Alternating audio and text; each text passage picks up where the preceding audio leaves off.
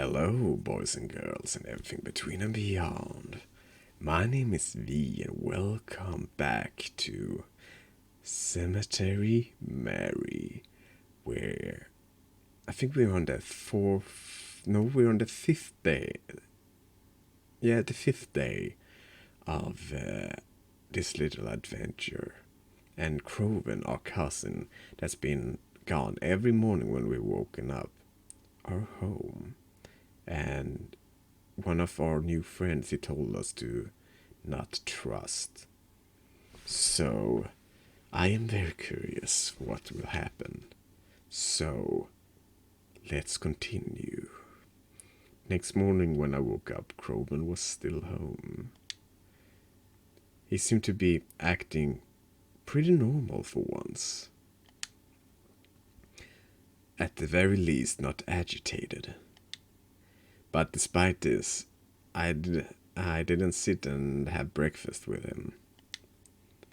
I wasn't in the mood to really talk to anyone. Not right now. Not after last night.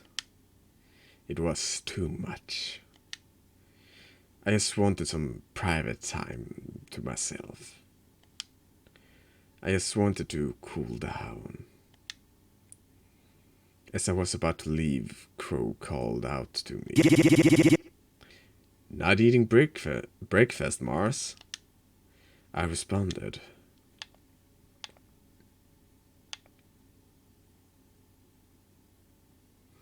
I'm just gonna pick up something while I'm out. He responded with a simple okay, and after that I was out the door.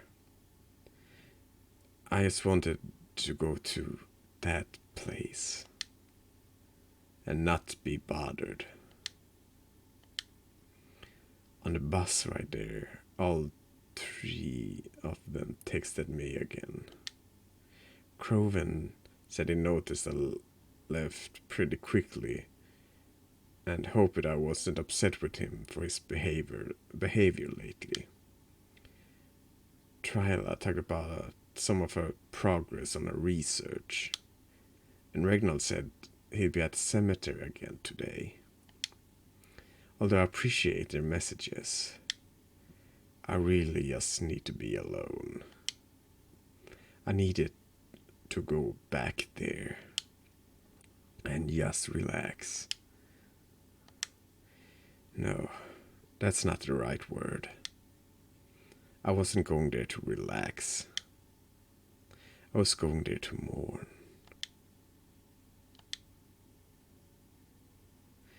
The Dine Red. It's where I grew up. I lived my whole life in this diner. Restaurant, bistro. I never knew the right word for places like this. We always had such silly names for it, since it was next to the cemetery. The restaurant in peace, sometimes the diner, even just simply Dine Dead. I always wondered if others caught on. You probably wouldn't know from just looking at it, but there's 2 floors. The bottom floor is the diner itself. I've eaten there for breakfast, lunch, and dinner. Sometimes all in the same day. The top floor is more like a house. Our house. There's bedrooms and bathrooms, even a small living space with a TV. It can be a little cramped sometimes, but it's cozy. No one could get up there but me and my parents, of course. The upstairs is locked. You need a key. Which I have, of course. After Mom and Dad went missing, the authorities locked this place up It's been locked ever since. They don't want anyone going in there, not even me. Because, I don't know, it's kind of like a crime scene or something. But I still have the key for the front too. It's my house after all. I carefully scanned the area around me as I stood in the parking lot. There were a few cars that passed by and maybe a person or two on the sidewalk, but no one really seemed to pay any mind. It was still a bit early in the morning, so it wasn't surprising to me to see so few people out. I looked over my shoulder a few more times to make sure no one was watching me. Then I stepped up to the front door, unlocked it and took a step inside, closed the doors carefully behind me. When I stepped inside, I was instantly hit with a wave of all kinds of emotions. I had been avoiding the diner for a long time, because whenever I passed it, I would just think of Mom and Dad and feel sad. But now, stepping inside, it felt nice. At least a little bit. Just being able to be in my own house after a long... It was bittersweet. On one hand, I felt so happy to just be home. Everything was just as I had left it. The night still entered in through the windows the same way it always did. The still smelled faintly of delicious food, even though the kitchen hasn't been used in a while. Even Mom's special board was in the same spot, but it felt so empty, so desolate, so abandoned. There wasn't even any electricity here. This place was hardly ever empty. We always had customers, and the diner always did well. There was hardly a moment where I'd come downstairs and only see Mom and Dad. There was always people, even if just one person was here. The counter would be full of coffee drinkers at night and in the mornings. I see families come by for dinner and people on dates come here. I always loved being able to see that. There were so many good memories in this place. Like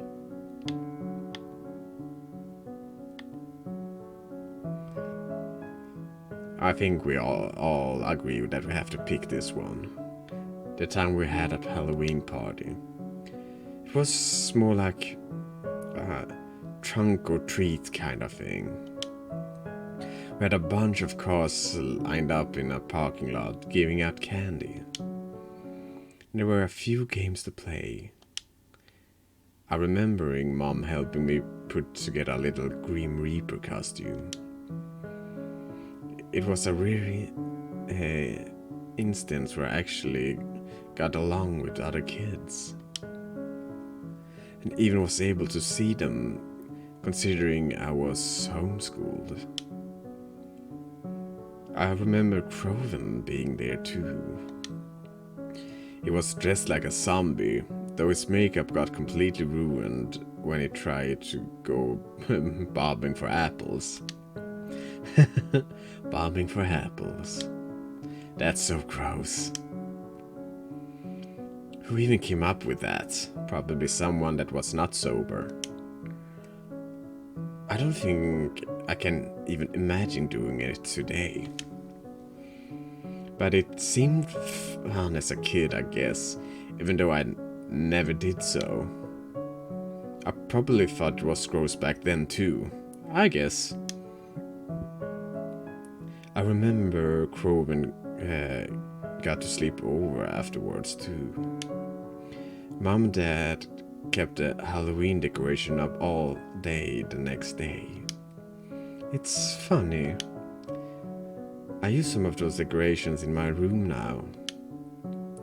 But I remember all the booths and tables and windows being absolutely covered in orange and black streamers. But now it was all covered in dust. And no one's here. Where should I go?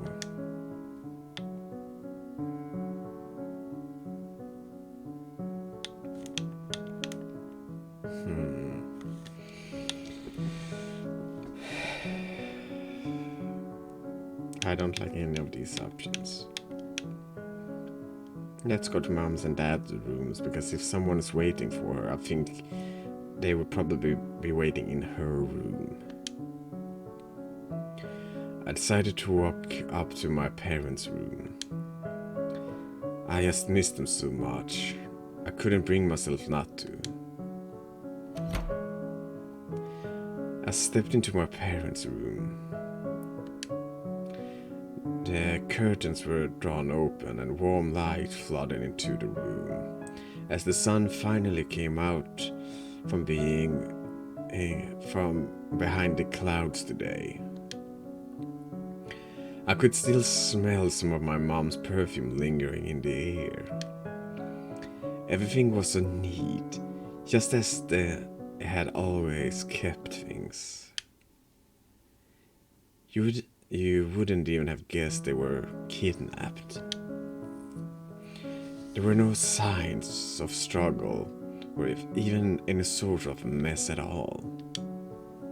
The bed was made and all the stuff was exactly where it should be.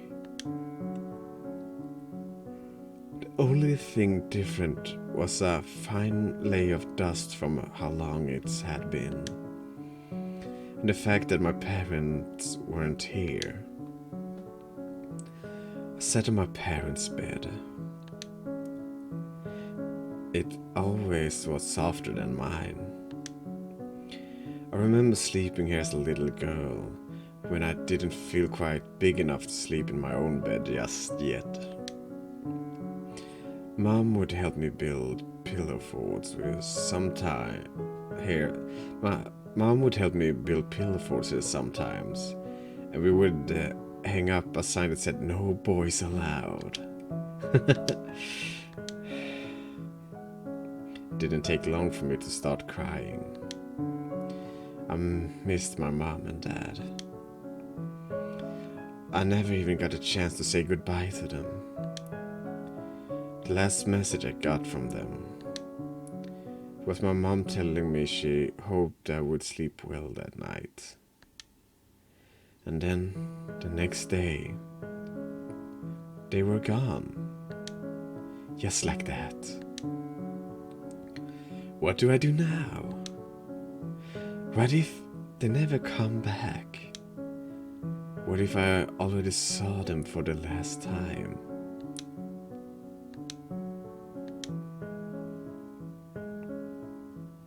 I ended up falling asleep on my parents' bed. I was already exhausted from my lack of sleep. Crying certainly didn't help in that respect. When I woke up, I was unaware how much time had passed. But I felt groggy. I didn't think I should stay any longer.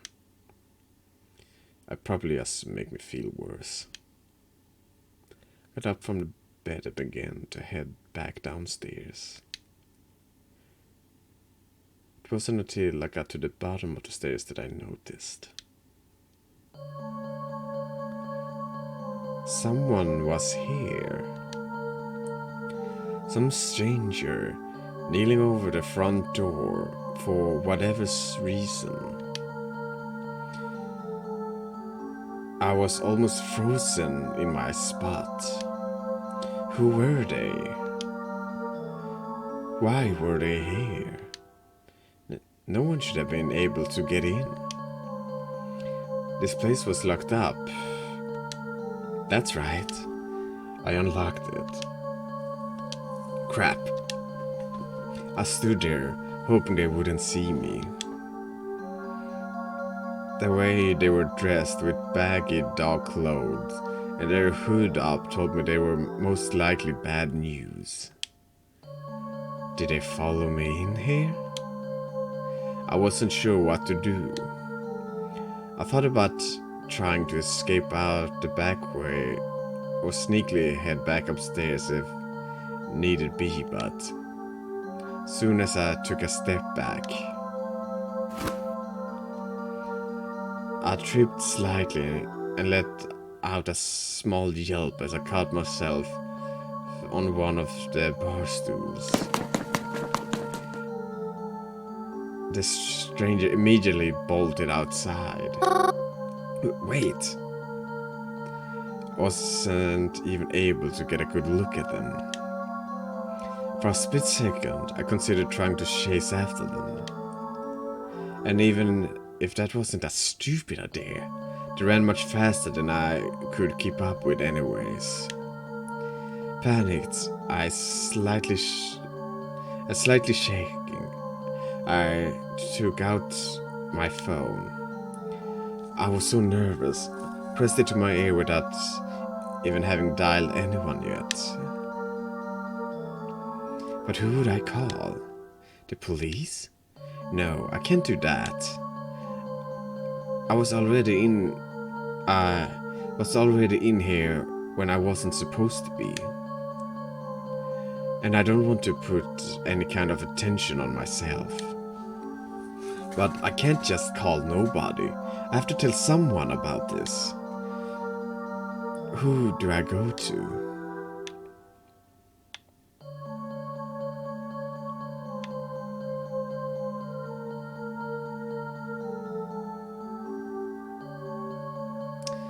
Let's call Crow. He's probably one I trust the most. We rushed to call Crow. He was my family and the only person I could trust with something like this. Please, pick up Crowan.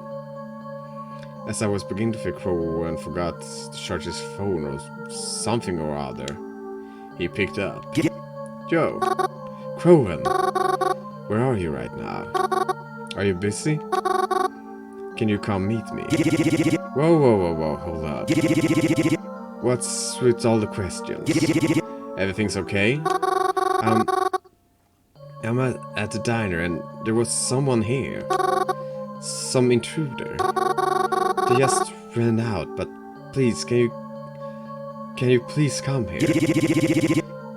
Cool down, Mary. Reel it back a bit. I'll come, okay? Don't panic. Okay. I try not to. It felt like an eternity passed before Crowan got here. I couldn't really read the expression on his face. He looked kind of concerned, but also kind of annoyed in a way too. Did I bother him somehow? Still, he calmed down pretty quickly. So we looked around the house together, trying to make sure whoever was there didn't leave anything behind. And they didn't. Except, well, when we investigated my room, I noticed one of my plushies disappeared.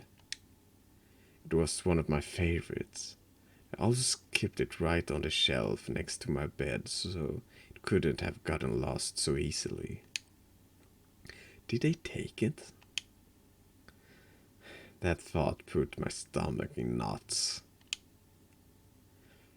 To think they must have been here a while. I was dozing off in the other room. Oh God.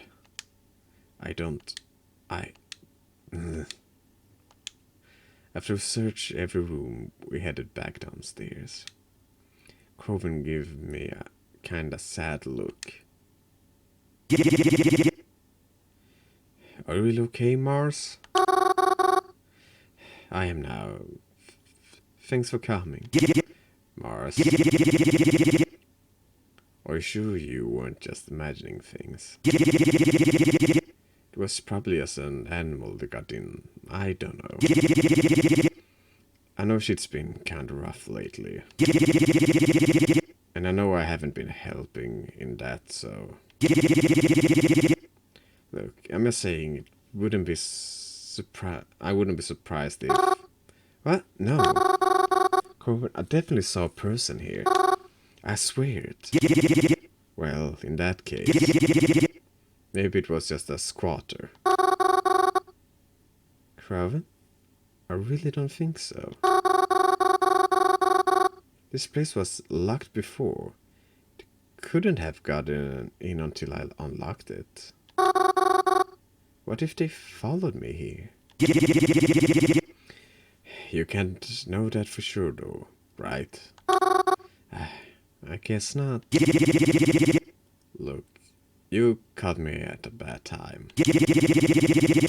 And I really can't do a lot to help right now anyways.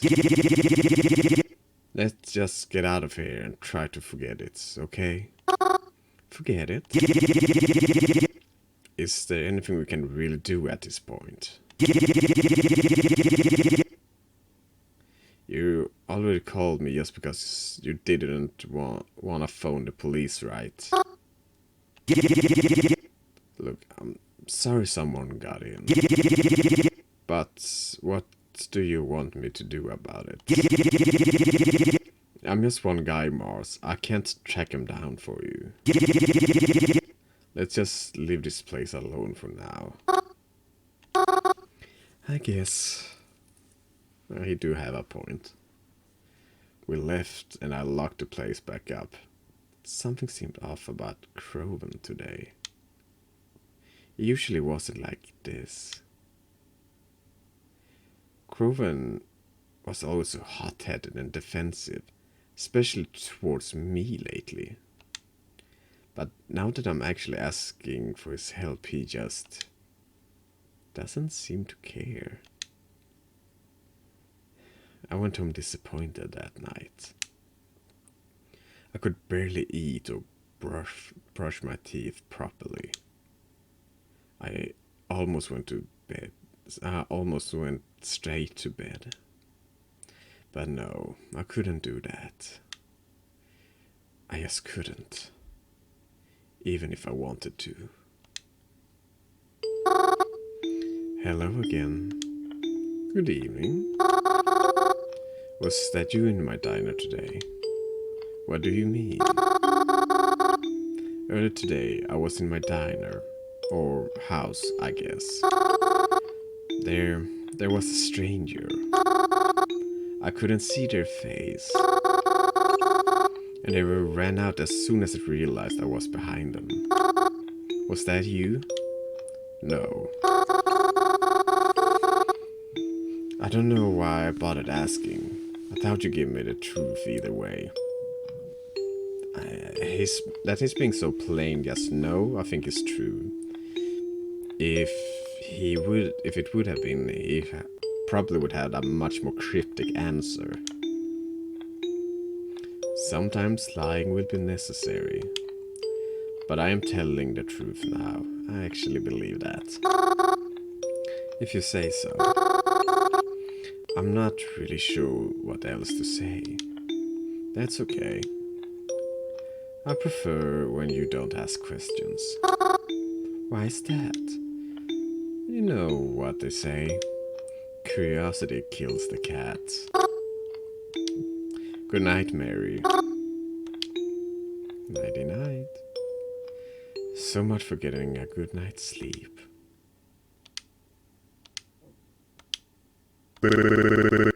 Mary, are you still sleeping?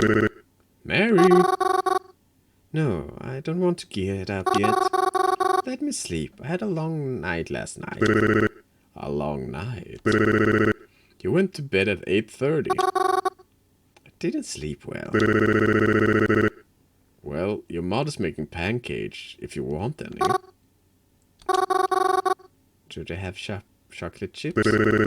Of course. It's Sunday. Okay, I'll be down soon. I quickly got out of bed and got dressed, yawning as I descended down the stairs. Even from the top of the stairs, I could already smell the chocolate. If you don't hurry, I'm going to eat all of them. Dad! Oh, you know I'm just teasing you.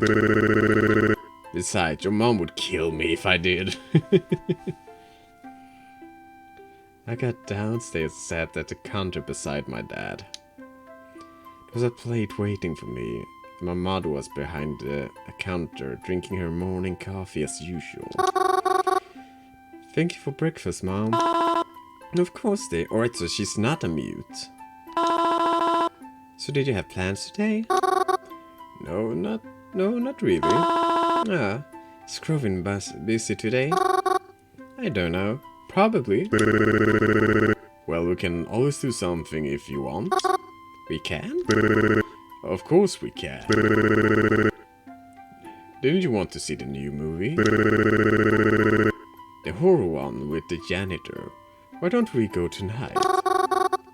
Are you sure? Aren't you busy? You know, I'm never too busy for my little girl. That sounds really fun, but what about Mom? Are you really worrying about me? I'll be fine, sweetheart. Go out with your father. We can even call up Crow and see if he wants to come too. I've been really looking forward to this movie. I'm so excited now. This morning has been quite a pleasant surprise, but something feels off. Like I'm forgetting something. No, something is weird here. But what? What's wrong? Mom's fine. Mom's always... Wait. Mom can't talk. Mom is... I knew it. Mom is mute. Mom's never able to talk her whole life. I had to learn sign language as a kid to be able to communicate with her. She's never... Whose voice even was that? That was talking to me. My mom doesn't have a voice. What's going on? Mary, are you okay, honey? You look like you've seen a ghost. I'm fine. Are you sure, dear? I could make you some tea to help you calm down if you're feeling anxious. No, I'm okay. I think I'm just gonna go to the bathroom. I hopped out of my seat and rushed my way over to the ground floor bathroom. That wasn't my mom. Was that even my dad? I was hoping that once in my bathroom, I could rinse my face off and make sense of things. But...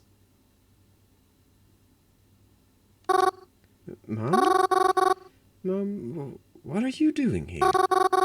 Weren't you just outside? Mom?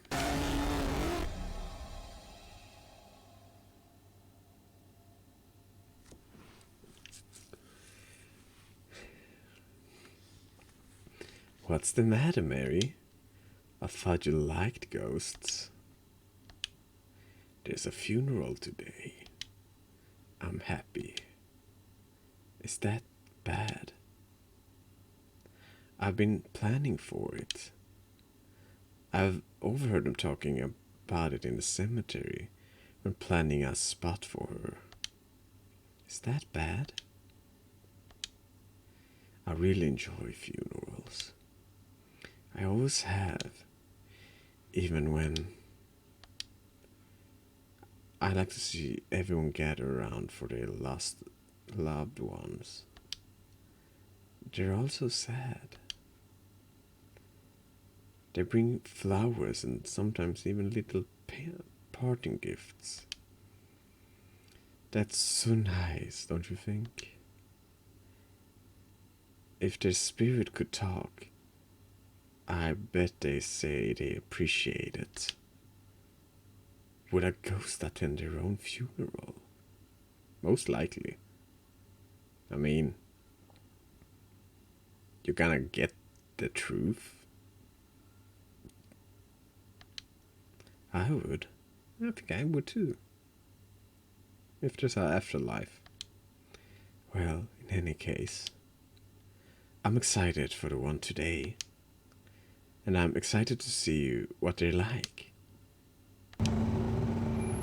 Hoping of the bus that morning, I was glad to see I wasn't too late. It's a good thing I always wear black. No one even seemed to turn their heads to me as I came near. It started to rain.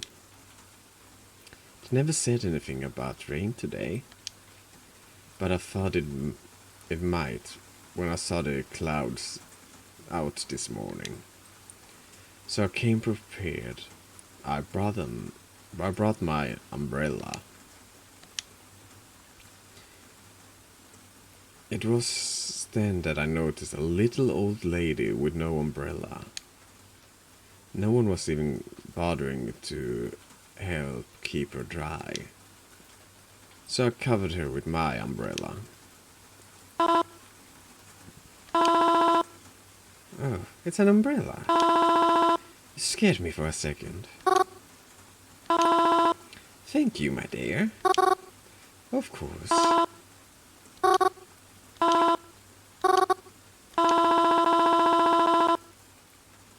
Pardon me if this sounds rude, but were you one of her friends?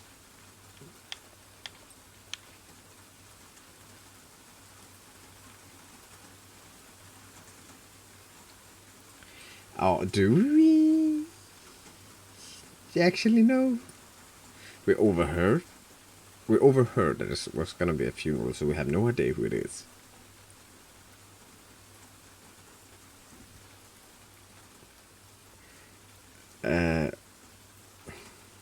Should we?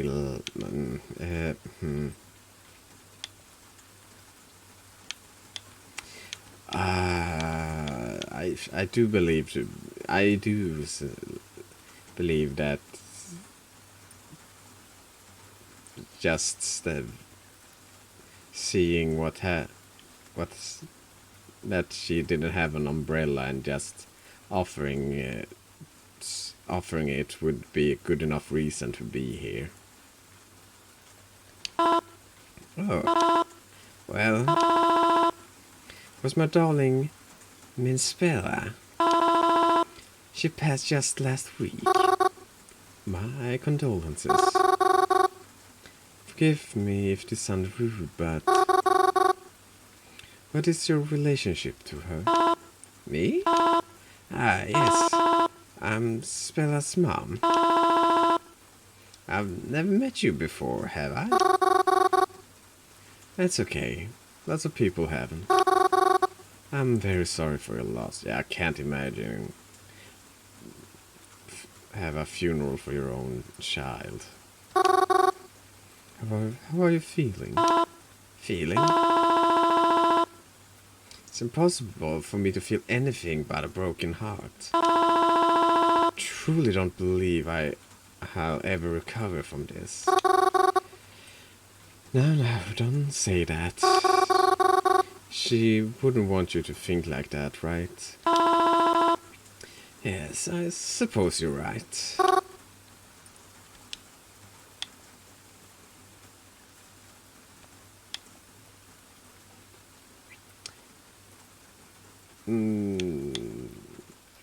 She was young, wasn't she? Seems to be a more appropriate question than to ask how. But it is indeed it is a few. Is that common in places that people just walk out up to random funerals and just start conversations like that? Because for me it seems a bit weird.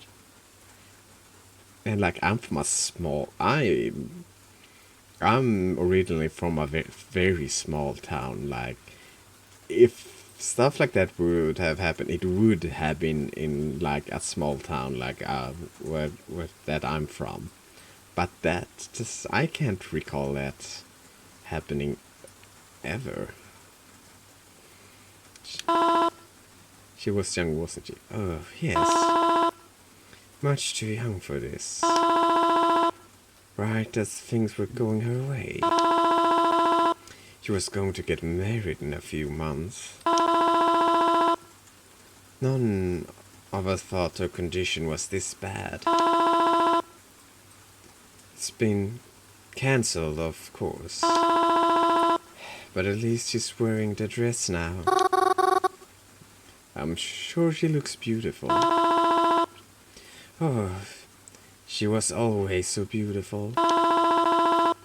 My darling angel was always too beautiful. She never even got to... Oh, look at me. I'm going to start crying all over again. I promised her I wouldn't. I'm sorry. Do you think she's scared? She's all alone now. Where she's going to go? And who will tell her how to get there? The way she is right now. Is she happy? Even if she's not.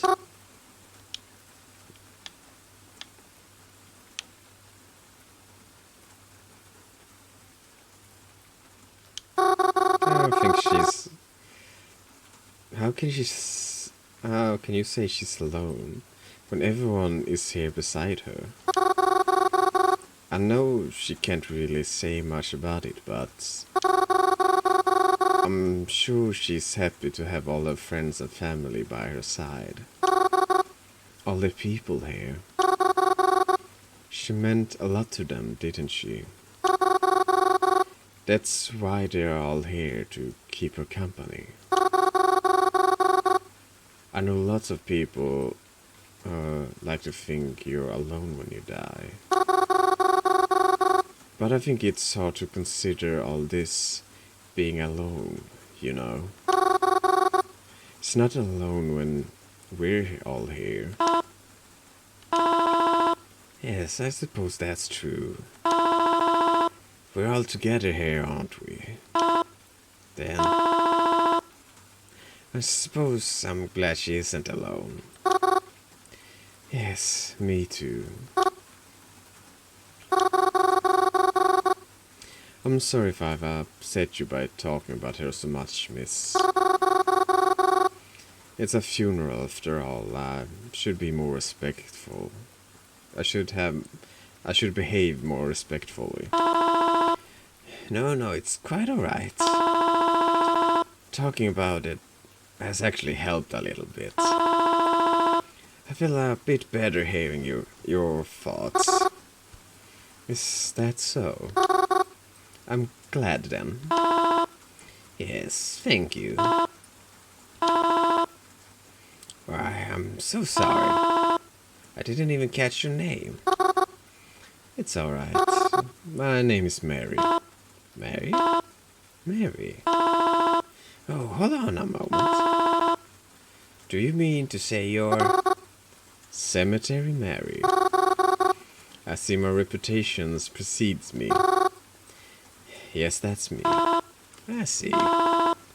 Thank you, Mary. If Spella was here, I'm sure she'd want to thank you too. She is here, but hearing it from you means enough already. Thank you as well.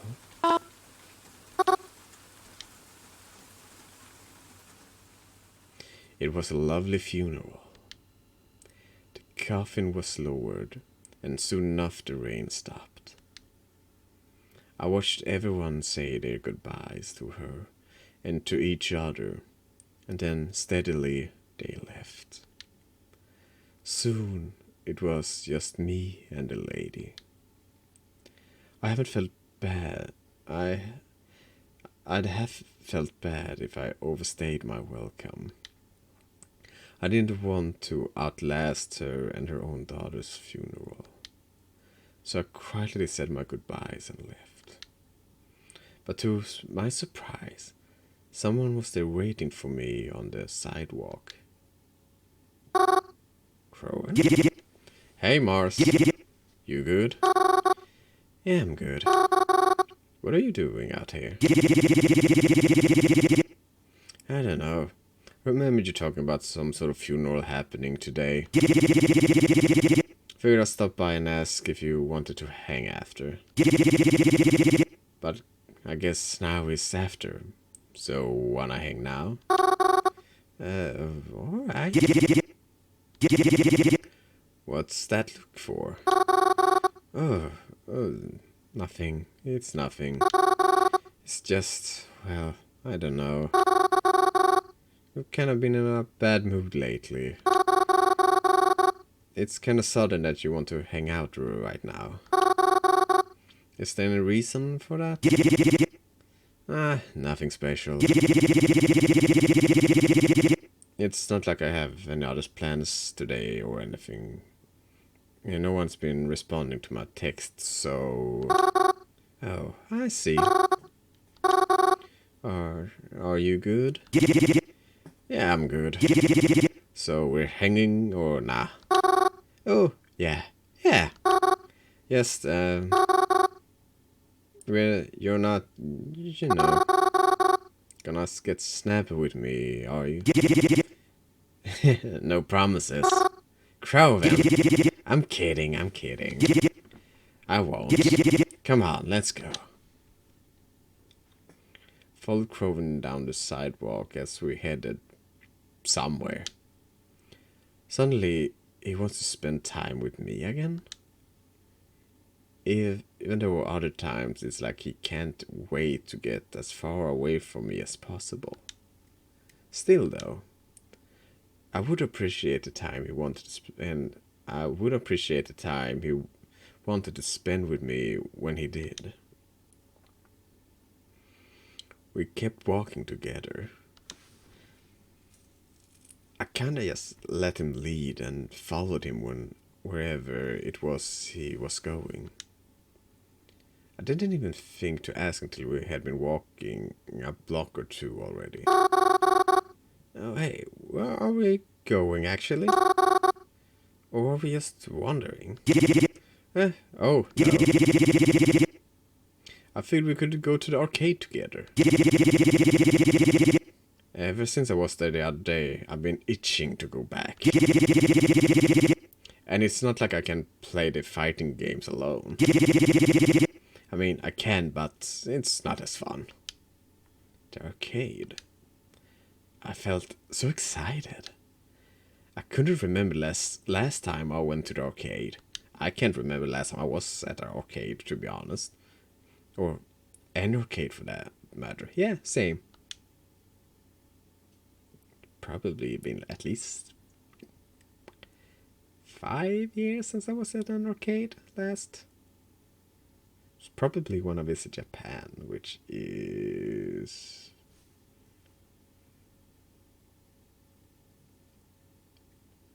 Yeah, that's 4 years, almost 5 years ago now. I wondered if it still looked the same as it does in my head. I wonder if they still had the crane games. Oh, they most definitely does. I think they are big money makers.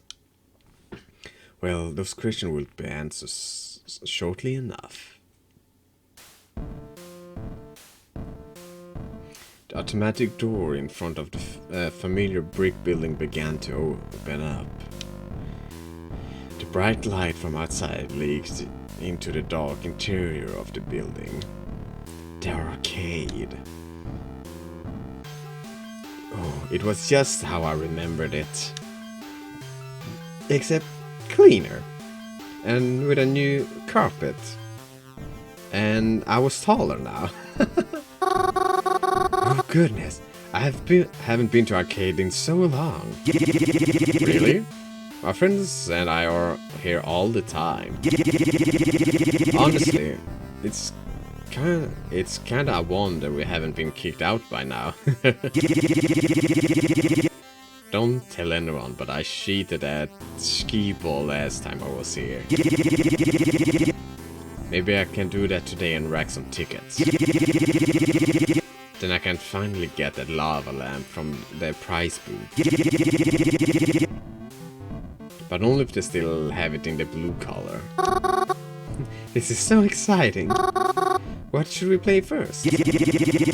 I don't know. Why don't we look around and see? Coven and I sought out a game to play.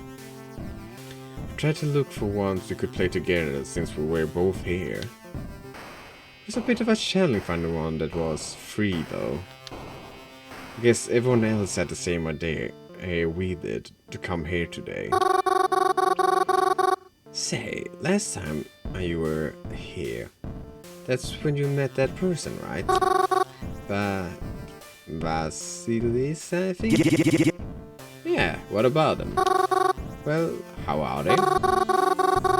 You haven't talked about them since Planet Dollars.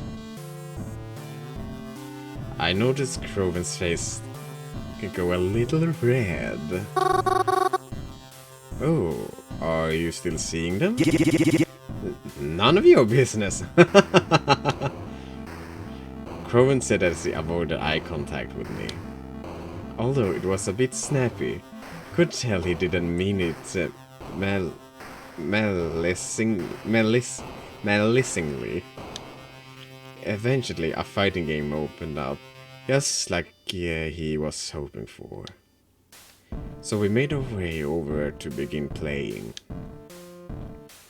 I am not all that good at fighting games, or video games in general, but I have fun playing them regardless. As we selected our characters, Croven said he wouldn't go easy on me, so I had to make sure I gave it my all.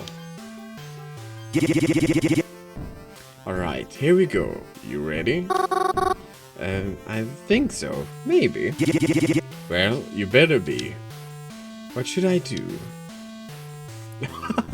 Alright, so we have punch, punch, kick, punch, block. Or kick, punch, kick, block, kick. I am more of a puncher than a kicker, so let's go with the one with the most punches. Not bad. But I'm better. Block, kick, jump. Let's start a bit defensive this time. Are you sure you haven't been here in Ohio? Yeah? I don't know. Feel like you're lying to me to make me let my guard down. Kick, punch, block, block, block, shot, block, kick. Let's go on the offensive now then. Whew, I actually won this time. Not bad. Now, you're sure you don't come here on your own sometimes? Never, I swear. I'm just messing with you, Mars. Nice job. Croven and I played a few more games after that. Some more fighting ones, one or two racing ones, all the kind of games you can play with two players. Those kind of games don't really give out tickets though, so it looked as if we wouldn't be getting that lava lamp today. Playing all these games was really fun, but I could see how it was starting to tire Croven out. We were about to leave when I spotted it. Oh, I tugged on Croven's sleeve, to which he turned and looked at it. He groaned. Really? The crane machine? You know they just scam for your money, right? The toys in there are so cheap anyway. And don't you have enough? Alright, fine, I'll try it. Just keep in mind that I'm rusty, okay? Oh, that's so cute. Croven now walked up to the crane machine. He reached into his pocket for his wallet, and I pressed my face to the glass in excitement. If there is one I definitely have, aside from all the others, it's that lovely... If there's one problem I definitely have, aside from all the others, it's that I love plushies too much. I always collect them, even though they usually just sit all pretty in my room. There's just something about how soft and comfy they are. Back when we were kids, Proven and I would come to this arcade whenever he was in town. I always tried to win from the crane machine, but I could never do it. Dad would always try to, but was like me and could never quite get it right. But Croven seemed to have a gift when it came to this stuff. It wasn't all the time, but more often than not when he was able to win things. And he always gave them to me. Most of the time, anyways. Alright, here we go. I heard him say as a claw lured into the pit of toys and stuffed animals. I couldn't quite see what it was grasping, but it got something. When it raised itself up, it was a box? One of the mystery boxes, holding a mystery prize inside. Never seen Croven win one of those before. I don't think I ever seen anyone win one of those before. The box slid down into the prize chute, and I took it out. I dug into the tightly sealed tape with my fingernails and grabbed the flaps of the cardboard as I took out the prize. It was a book. Despite having just come out of the machine, the book itself seemed a little old and worn. The cover read, "How to Talk to Ghosts." See, Mary, I told you all these machines are scams. Who wants to win a book? What do you mean? It's perfect. I love it. Thank you for letting me have it. It's nothing. I mean, as long as you're happy with it, I guess it's fine. Croven and I left the arcade after that. But I had quite a pep in my step. I'm sure as I was so happy with my new prize. And to be spending time with him again. It was actually a bit late in the day by the time we go out, so we grabbed something quick to bring home for dinner.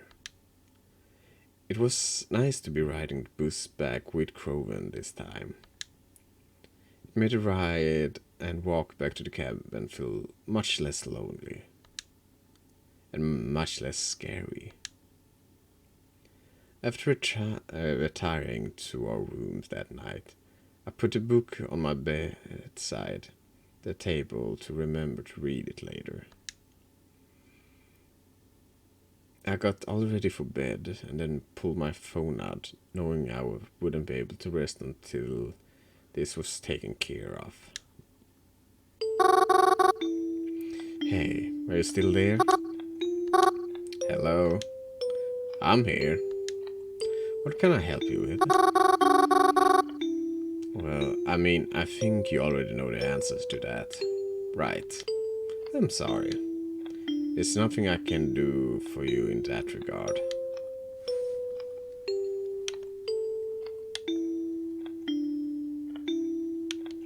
Are they still alright? They are. Yet I never hear from them. Why is that? It's safer that way. I promise you. Why'd you even send a message? Why'd you even message me in the first place? I thought it would help you feel better. But if you truly want me to stop, I can do that. No, don't. Then I won't stop replying to you. But for now, I have to. Good night, Mary. I woke up the next morning pretty early. Earlier than usual. But I didn't feel tired. In fact, I actually felt pretty good. Yesterday was just a bit better of a day than usual. And I'm glad it happened. I tried to be quiet as I walked past Croven's door that morning. I saw that he left it open and a crack, so I peeked inside.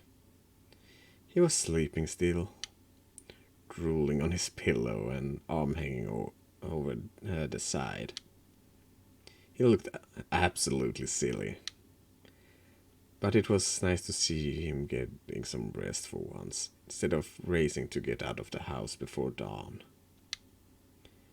Seeing as he was still home, I thought it might be nice if I made breakfast for the two of us. I went downstairs into the kitchen and started preparing some stuff with what we had. A while later, I heard Croven coming down the stairs from the thumbs of his steps, but he still alerted me by asking, "Hey, are you cooking something down there? Come into the kitchen. I just finished making pancakes." "What kind?" "What other kind? Chocolate chip, duh." "Ah, you're right. It was foolish of me to ask." Croven took his usual share in the kitchen as I set out plates for us. "Do you want milk or water?"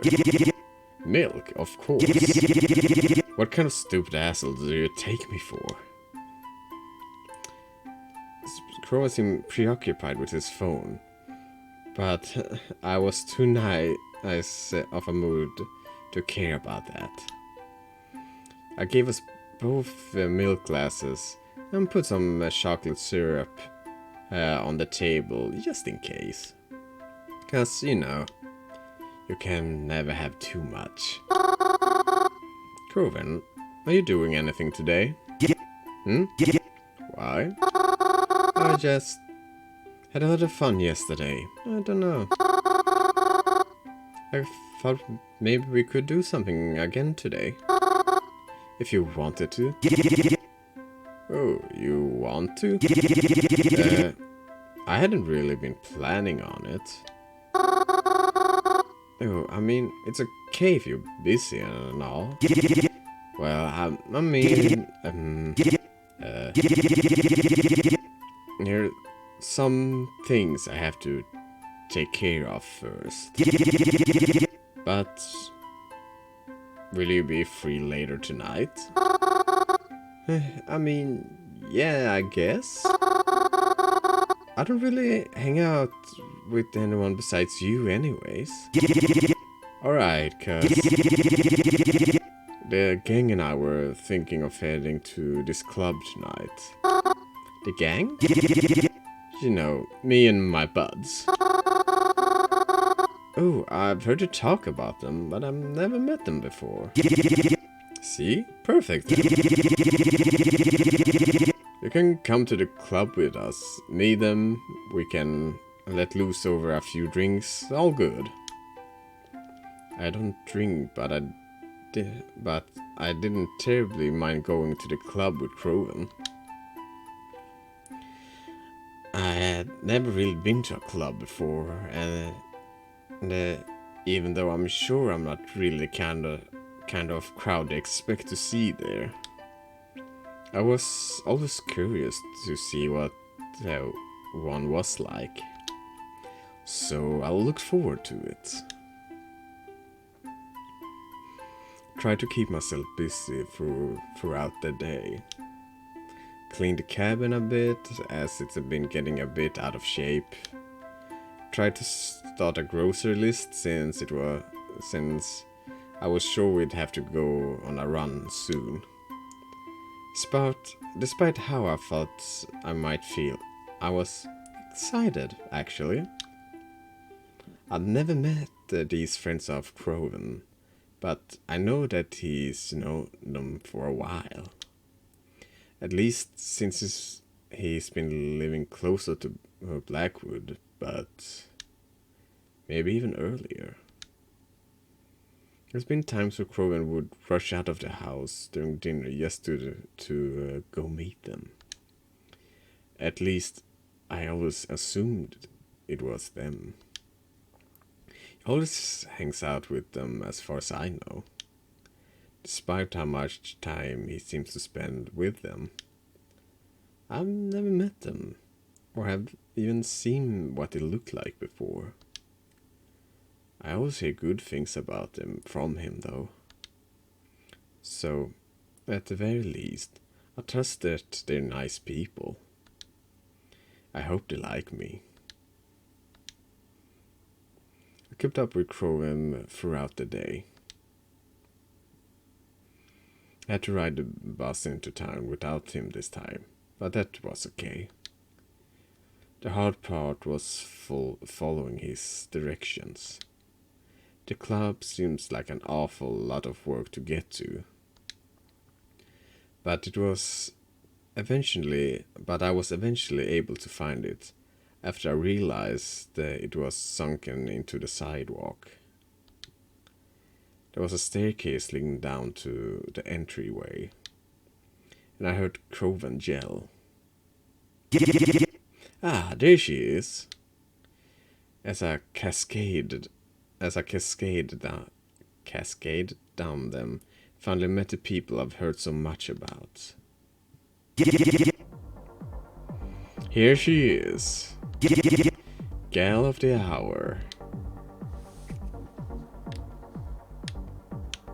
Hello. Hi. Was all I could mutter out. They appeared more rough than I was expecting. I mean, I knew that was the kind of look that Crowan like to hang around, but maybe I wasn't as ready to meet them as I thought. Alright, check him out. Fellas, this is Mary. Mary, these are the fellas. My dude over here is Theodore. The other girl over here is Sapara. Yeah. Oh, she's kinda cute, Crowan. You know, scary kinda way. Yeah. Creepy cute, as they say. I like her eyes. They're just screaming like, hey, looky, I've got a demon inside me. I like her horns too. Really sells the look. Yeah. Crowan's friends. I wasn't sure how to feel about their compliments, or how they were looking at me. It felt as if they were eyeing me down, and they stood off mostly to Crowan's other side. I wish they stopped looking at me like that. I wasn't really sure what to say. Alright, what are we waiting for them? Let's get in there. I paid around Croven and his pals. There was a bouncer in front of the door. He seemed like a giant compared to us. I could also see there was he was kind of glaring at us, whispering over to Croven. Is that guy going to let us in? Huh? Oh, definitely not. It's cool though. I'm gonna be a distraction. Then you guys run in and I'll find my own way in. Huh? We've done this plenty of times before, so don't worry about it. Promise it's gonna be okay. Really? That guy, he seemed pretty no nonsense, doesn't he? Relax, I know what I'm doing. As long as you're with me, Mars, you're good. Well, except for these few seconds, but just follow Sap and Theo. To show you how it's done. I watched as the Coven walked right up to the bouncer and promptly kicked his... Oh there. Coven then zipped right past us. The bouncer charged down his path, missing the rest of us by a hair. Before I could even call out to him, I felt a tug on my arm as Theodore and Sapara pulled me to the door. Come on, dumbass! That's our opening! And I was brought inside without any more protests. I forgot how loud clubs are supposed to be. I mean, I had never been in one before. And I had expected them to be loud, of course, but I didn't like the way the music felt as it pumped through my ears. It made my bones shake. It was pretty dark, but there were also plenty of colorful strobing lights about. There was a large dance floor and a DJ booth and a bar off to the side. Plenty of people were up dancing. We had only been here a few minutes, but I could already feel how humid the atmosphere was. And there was no doubt it would only start feeling more apparent as the night went on. I looked around us. Croven wasn't anywhere, and I was stuck here with his friends. They were talking to each other, but I couldn't hear any of what they were saying over the booming music. They seemed to hear each other just fine though. Eventually started walking somewhere. I trailed close behind them, not wanting to lose them in the crowd of people. They sat down at a table and I awkwardly squeezed next to them. To my surprise, Theodore took out a cigarette and a lighter. I wasn't sure if he was allowed to smoke in here, but I felt too intimidated to question it. Especially someone I didn't know. I was also starting to worry about Croven. He still wasn't here yet. Considered taking out my phone and calling him just to be safe, but before I knew it, he was heading to our table. He even had a drink in hand. I was astonished and he sat down next to us as if nothing happened. Jeez, can you believe these assholes? Oh, I can believe it. Especially when it comes to you. Hey, shut up. I don't understand why it's always gotta be like this. I'm giving them money after all. Shouldn't that be enough for him? How'd you get back here anyways? Don't worry about it, Mars. I got it all under control. He says that. I say it because it's true. You fucking dick. So, what were we talking about over here? Nothing. We're just waiting for you to show up. Waiting for little old me? That's so sweet. So sweet I could puke. Oh, again? Shut the fuck up, dickwad. Coven and his friends laugh all amongst each other. Anyone could see how close they were with just a quick glance at them right now. It seemed to make him happy. Happier than I've seen him in a while. I liked seeing Coven interacting with them, seeing how well they got along. But that just made me feel even more of an outsider. Sitting among them all. So, Mary was it?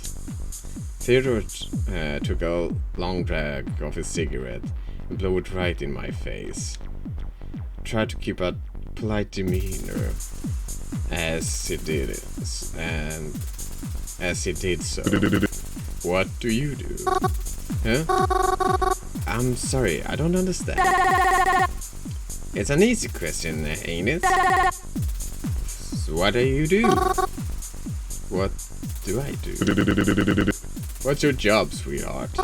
Oh,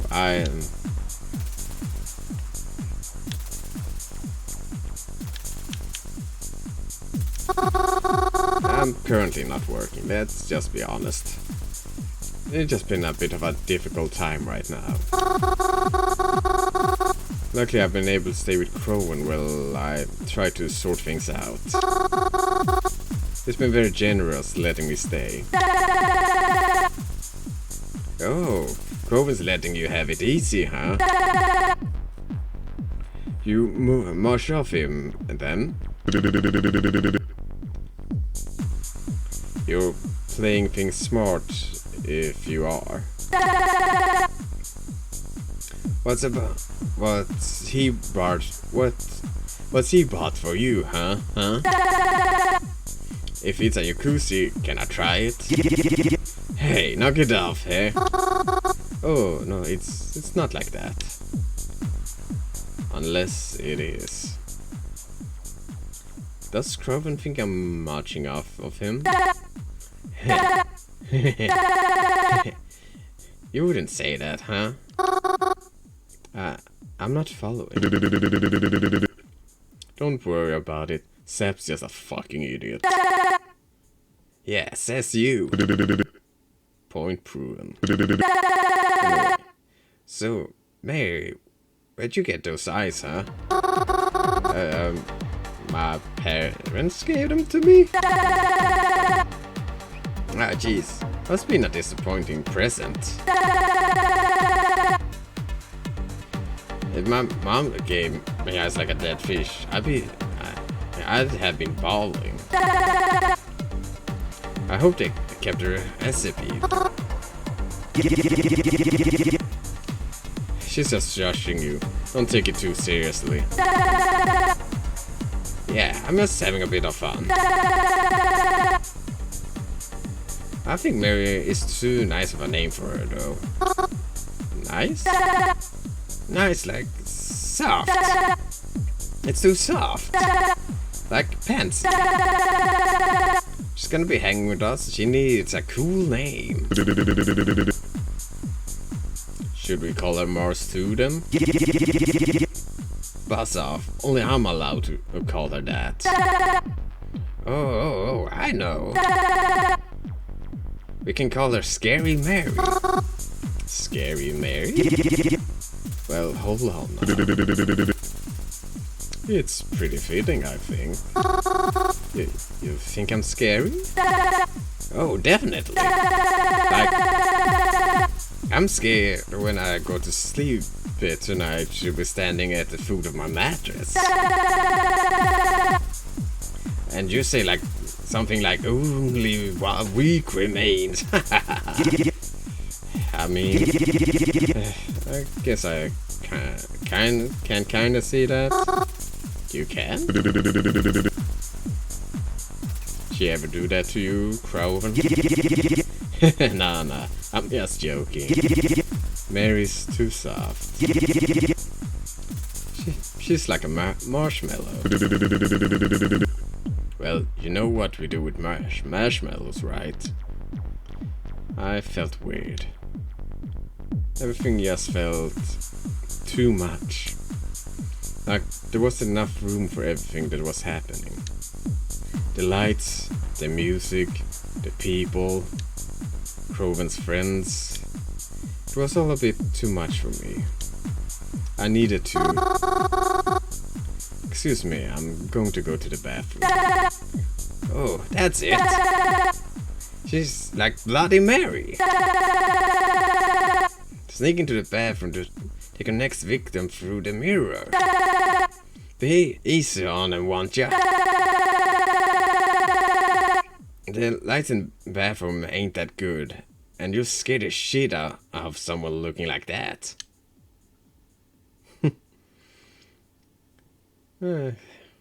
Funny thing is, I know people that are exactly like that whole friend group. I got up from the table and scrummed my way through the crowd, and looking for the ladies' room. I began to regret coming here. Even if if it weren't for the way his friends were talking, I wasn't a fan of this atmosphere. It was all so loud and so bright. I never liked this kind of stuff. Why did I come again? I went into the bathroom and only there did I realize how sweaty I was. I felt gross. I went over to one of the sinks and rinsed my hands and face with some cold water. Crowen never told me his friends were like that. When he used to describe them, it was, to me, they always seemed so much nicer through his words. Although I should have expected any different. I always knew they were kind of people Crowen liked to hang out with. I don't know why. Crowen's such a nice person, even if he hasn't been the nicest lately. Still, Crowen being moody.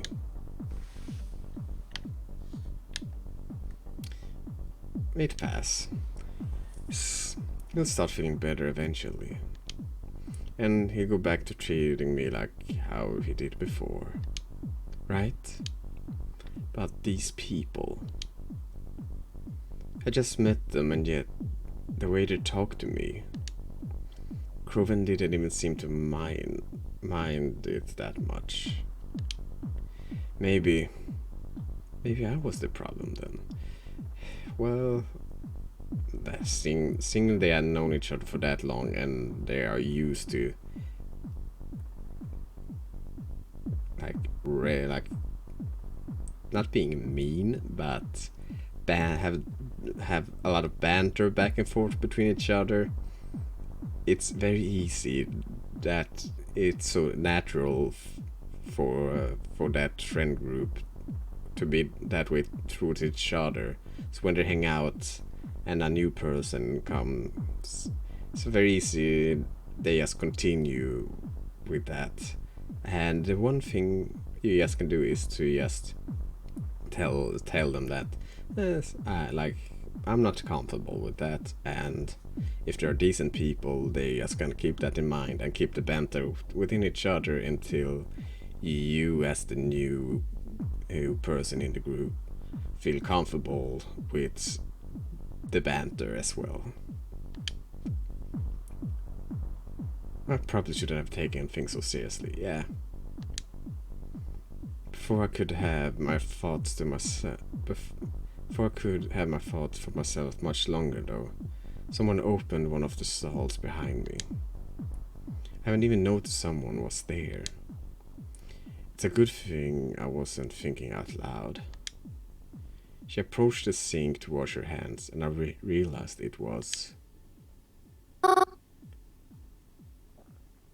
Twyla? Oh, hey. Didn't expect to see you here. Doesn't really seem like your type of event. No offense. I could say the same about you. What are you doing here? I come here a lot, actually. Really? I wouldn't have expected that from you. Well, it's not a lot. I just meet up with some friends here every once in a while. It's where they like to be. How about you? Croven would like if he found out I was talking to Twilight right now. I don't know how Twilight feels about him, so might not be the best time to bring him up to her. Oh, I was just invited by a friend. I've never been to one of these places, so I thought that it could be nice. But it's really loud out there.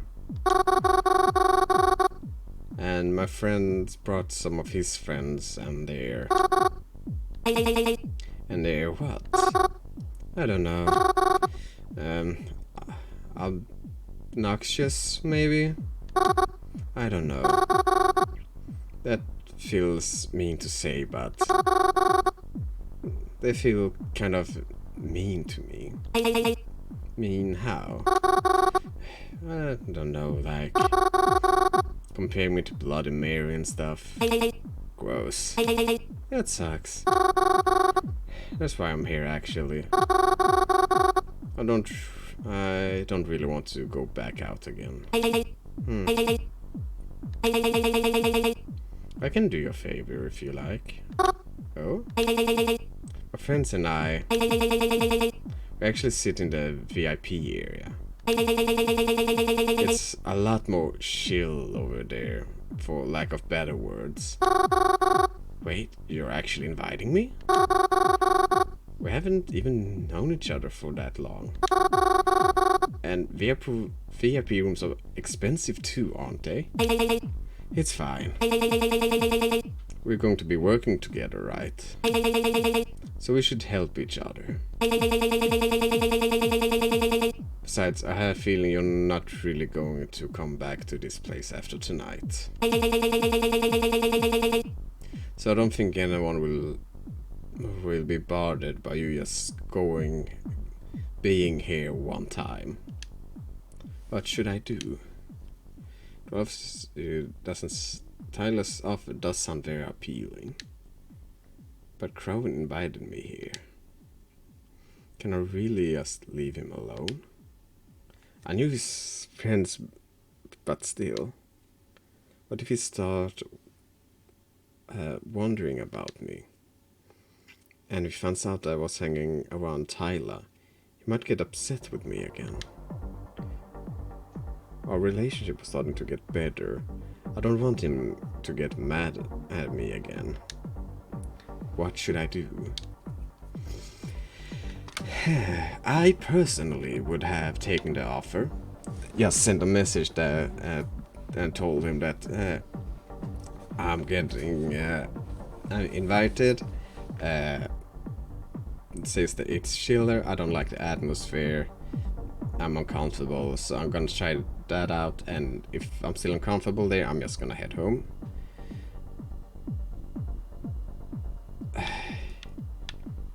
But I am curious if we continue Crow's route, and he did warn us about her.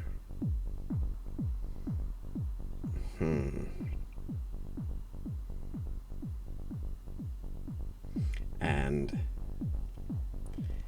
this seems to have multiple endings to this game. So I'm gonna continue with Crowd. I'm gonna go Crowd's route, and down in the description there will be a link so you can play this as well if you would pick the other option. But we're gonna go back to Crow and see what happens. It's very nice of you to offer, but I'm sorry. It wouldn't feel right abandoning the people who invited me here. Even if they have been a little nasty. Suit yourself then. Tyler then left out the bathroom without any other word. I followed shortly after. Didn't see her after exiting the bathroom again. It almost seemed like there was more people than when I had entered. It caught me a bit off guard, but I tried to keep my composure as I went back to our table. Even though I didn't really feel like going back, it was the right thing to do. I was invited here after all. Besides, if I went off with Twyla, Cohen might have get worried about me. Because he still cares. Yeah, he's gotta. I returned to the table and Cohen clumsily got up to let me slide into my seat again. He looked intoxicated already. Hey, sorry. Did I miss anything? Nothing much, except Corvin running 2 of those little shits is drinking already. Oh, really? I'm waiting for him to throw him up. With there on how much he can get to. I don't think it's gonna make it to double digits. Oh, is he okay? I'm fine. Don't even worry about it. I keep an eye on him. Yeah, I try to. Everyone's eyes is always on Crowven already. Mars. Yes? I was just telling him about that thing you do. But like, you know it better than me, so... Yeah, tell us. Yeah, something about the graveyard, right? We like that place too, so... Oh, do you? I don't recall having ever seen you there before, but well, I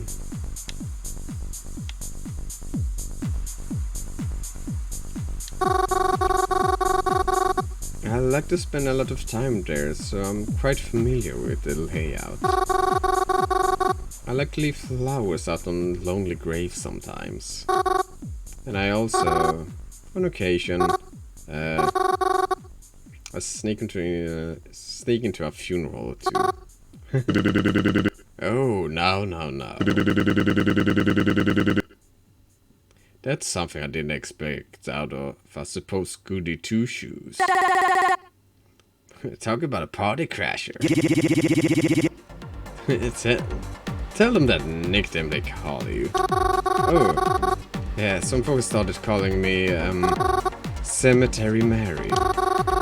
Because I'm like, always there. And Mary's my name. Oh, that's you? I heard that name before. I just didn't expect Cemetery Mary to be all puny and polite. Oh. Yeah, I thought it was like some kind of urban legend, you know. We thought it was a ghost in the cemetery. Like, beware of the dreaded Cemetery Mary. She creeps amongst the graves of her victim, and you could be next. Oh, no, I never. Now that I'm thinking about it. Cemetery Mary. I like it. Sounds like a band name. Mind if I use it? Oh, you're in a band? Yeah, nah. The only people I have to start a band with are these two chuckle fucks. Only thing they know how to play is with my temper. Hey, don't say that, man. Yeah, you love us. Love is a strong word. Don't be so fucking rude.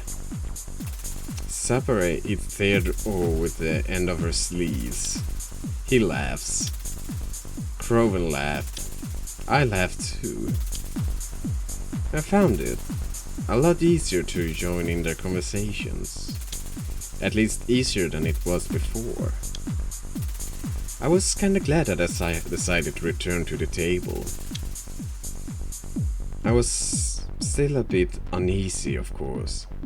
I did just meet them after all, and they were all way closer with each other than to me. But it felt like maybe after a lot of time, they could grow to be some of my friends too. I would really like that.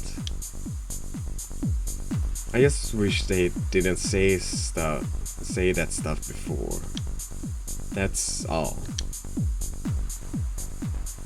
As the night went on, Croven had downed quite a few drinks. He was hopelessly drunk, flopped over the table, and only able to giggle to himself. He never used to be this bad when it came to drinking. I picked him up off the table and told his friend I ought to get him home. They didn't protest in the slightest. I wished them good night and slumped Croven over my shoulder and headed to the exit. I wasn't sure how I was going to be able to get Croven out without the bouncer noticing. But to my surprise, when I opened the door, no one was out there. I was confused, but also wasn't going to pass up the opportunity. I hurled along as fast as I could, with Croven on top of me and all. We then waited together at the bus stop for the next bus to come, so we could get home. It was hard for me to tell if Croven had passed out or not while we were waiting, but he got up when the bus arrived. I still carried him though, just in case he tripped over himself. And we got on the bus together. The bus ride was long and tiring. Croven leaning over me, his breath reeking of overpriced alcohol. It was even harder getting off the bus. I still carried him because I know he needed me. Mary? Yes? Are you okay? Mary? He hiccuped up. I never liked seeing him like this. But at least I knew that he was with me. He was safe. Yes, Croven. I love you. I love you too. And I really do. I always loved Croven. He was like family. And the first friend I ever had. I ever made. The only friend I ever made. Hearing him say he loved me was something he seldom did as the years passed. So hearing him say it right now, well, I wish I could say it made me feel very happy. It did make me feel a little happy, but I wish it was something I could hear him say when he was sober too. I carried Croven back up to his room and laid him on top of his bed. I think he passed out the minute his head hit the pillow. I kissed his forehead goodnight and headed to my own room. I hope you put a bucket next to his bed as well. I wish I could have slept as easily as he did. But I had more to take care of first. Are you there? I have a question for you. Yes? What do you do all day? I can't answer that. Why not?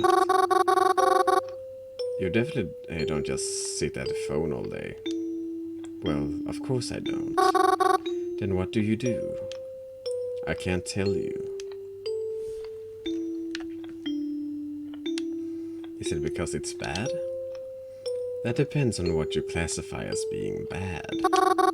Well, I mean, just bad stuff? And what does that consist of? Just because something is illegal doesn't always mean it's bad. And just because something is a law doesn't mean it's good.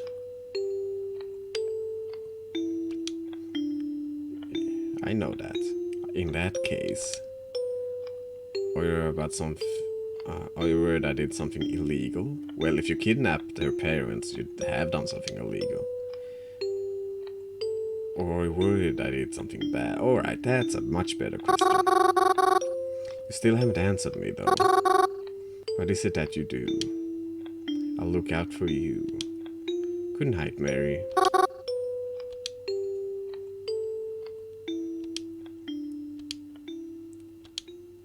It's been a few days since that night.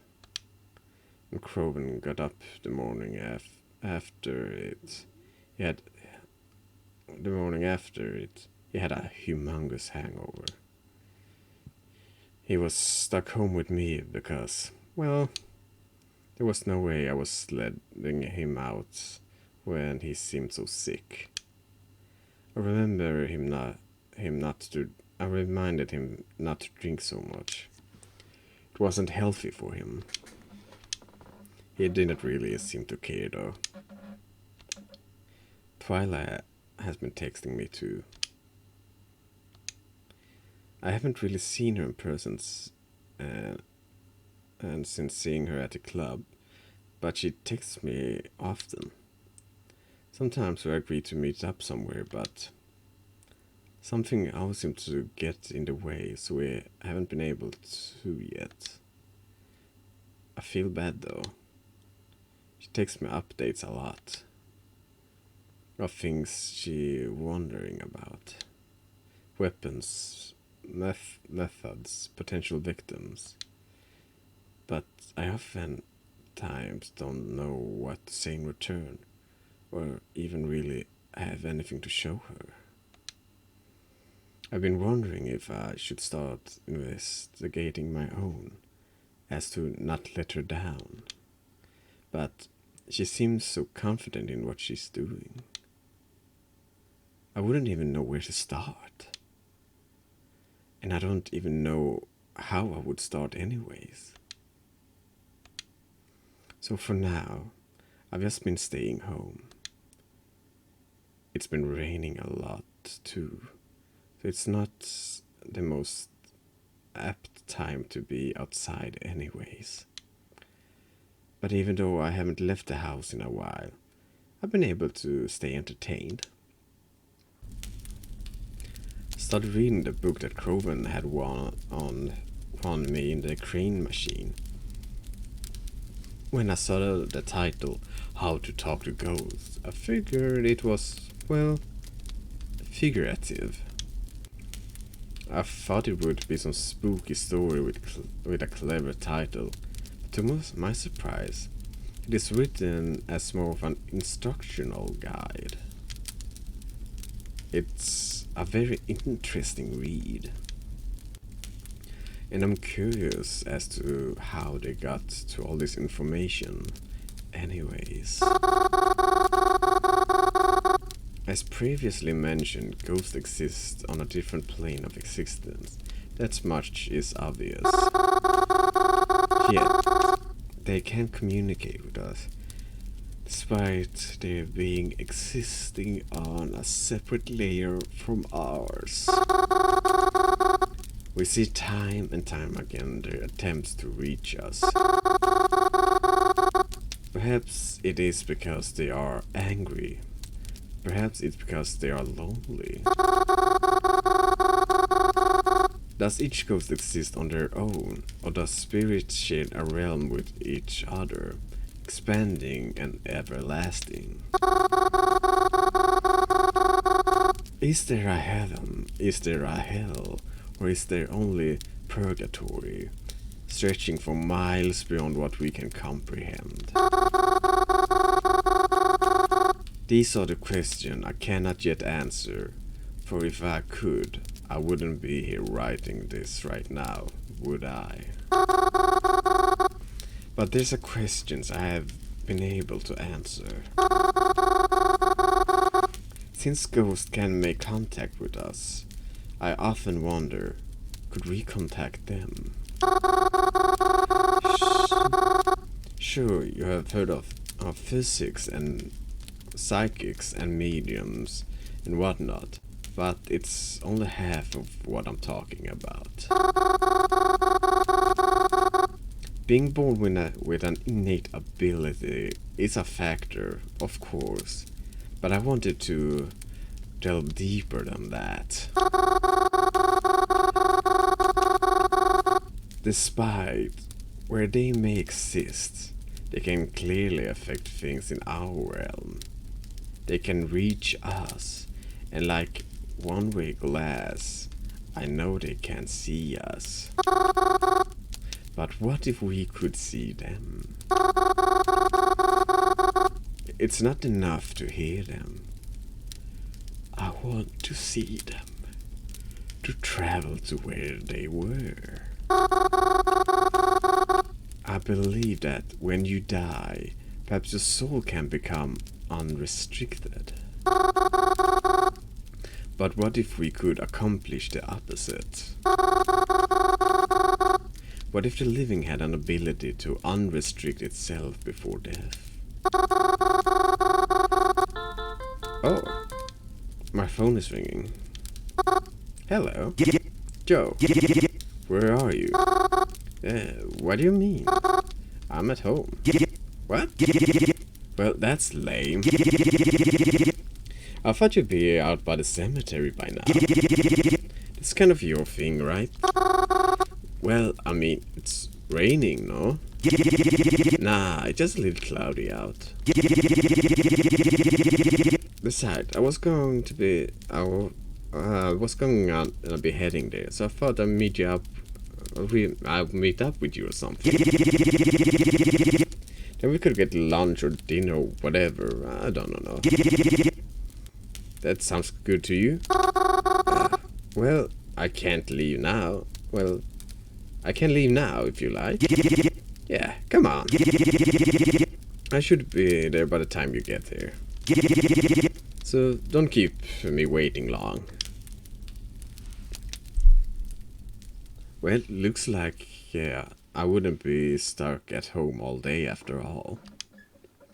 I put down my book and make sure the fire was completely out before going to meet Croven. I felt so surprised, but it was nice to see that he wanted to spend more time with me. I hope that this would continue. And when my parents come back, maybe everything will start feeling a bit more normal again. I hoped off the bus arriving in town again. It was very cloudy, but the air didn't feel moist at all. Maybe the rainy weather would finally take a break. I made my way over to the cemetery once again. I hope that I didn't keep Croven waiting too long. But I was a bit surprised when I arrived. Hey, you made it. Mars? Oh, yes, I'm here. Croven's other friends were here too. Were we waiting for her again? We already know how to get where we want. We already know how to get where we want. Hey, chill out. Mary loves this place.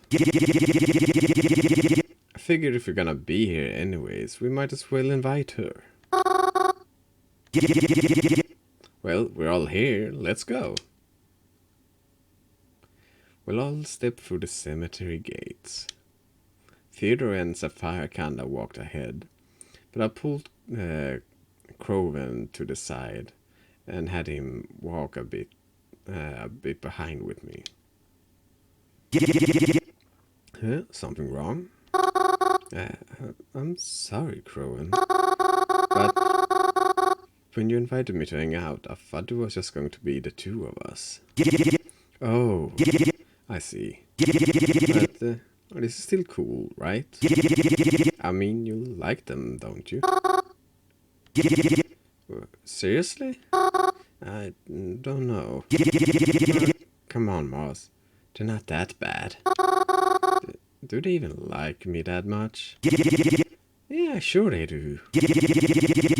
Is this about their Scary Mary comment? Well, yeah, kinda. Yeah, I thought so. But, hey, they're not like that. I promise, just meet them. You just meet them in the wrong environment, that's all. It'd be fine. Alright. Started to walk closer to the other two again. I know the cemetery like the back of my own hand, but I wasn't sure exactly where we were going. Or rather, I didn't know where they were going. So, do you guys come here often? I spend a lot of time here and all. But I can't say I remember seeing you guys here before. Nah, not really. It's not quite our vibe, but it's good for a few things every now and again. Oh. Are we here to visit someone then? As if. You never catch me looking like some overwatered pansy. Even when I'm dead. Oh. Then why are we here? Ah, there it is. I watched as Theodore approach one of the old threes near an usually forgotten corner of the cemetery. There's not a lot of graves here. At least, not yet. This tree doesn't provide much shade compared to the others. I watched as Theodore stuck his hand into a hole in the tree. I always figured that squirrels and birds lived in those, so I never went out of my way to bother them. But when I saw what Theodore pulled out, I was very upset, to say the least. What is that? What's in there? What's this? It's just the good stuff. Or, well, glad stuff, if you want to get technical. Just need somewhere to hide. That wasn't... To hide. That wasn't home for a while. You know, cubs and dumbass landlords can be right. And so you just hid it here? How dare you? What's the problem?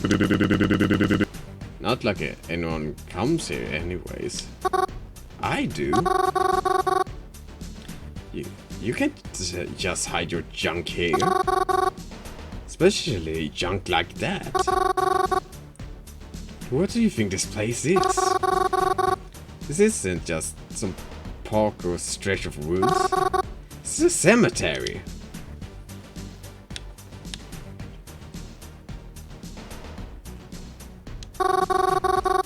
Sons, daughters, moms, dads, grandparents, they're all here. And you'll be here one day too, right? You join them and you'll be so pissed if someone did the same thing to you. This is someone's final resting place. How dare you and try and taint it? Disrespect it. Treat it this way. Yo, Mars. Maybe you want to chill the fuck out a little bit. It isn't that big of a deal. How can you say that? How would you feel if someone came into your home and just started wrecking everything? I bet you didn't ever think to learn a single name in here.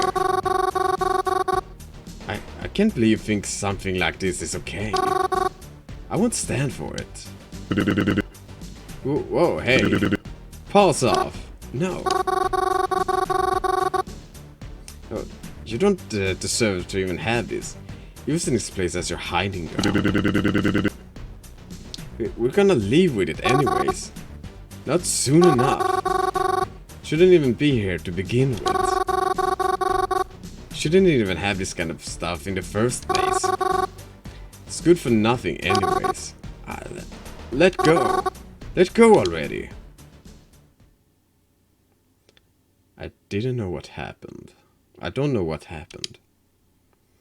I think I might just pulled too hard. And I was suddenly thrust backwards. And the next thing I knew, everything was dark. And then in that darkness, I heard giggling. And my eyes began to adjust to the light, and I found myself somewhere quite strange. Hi?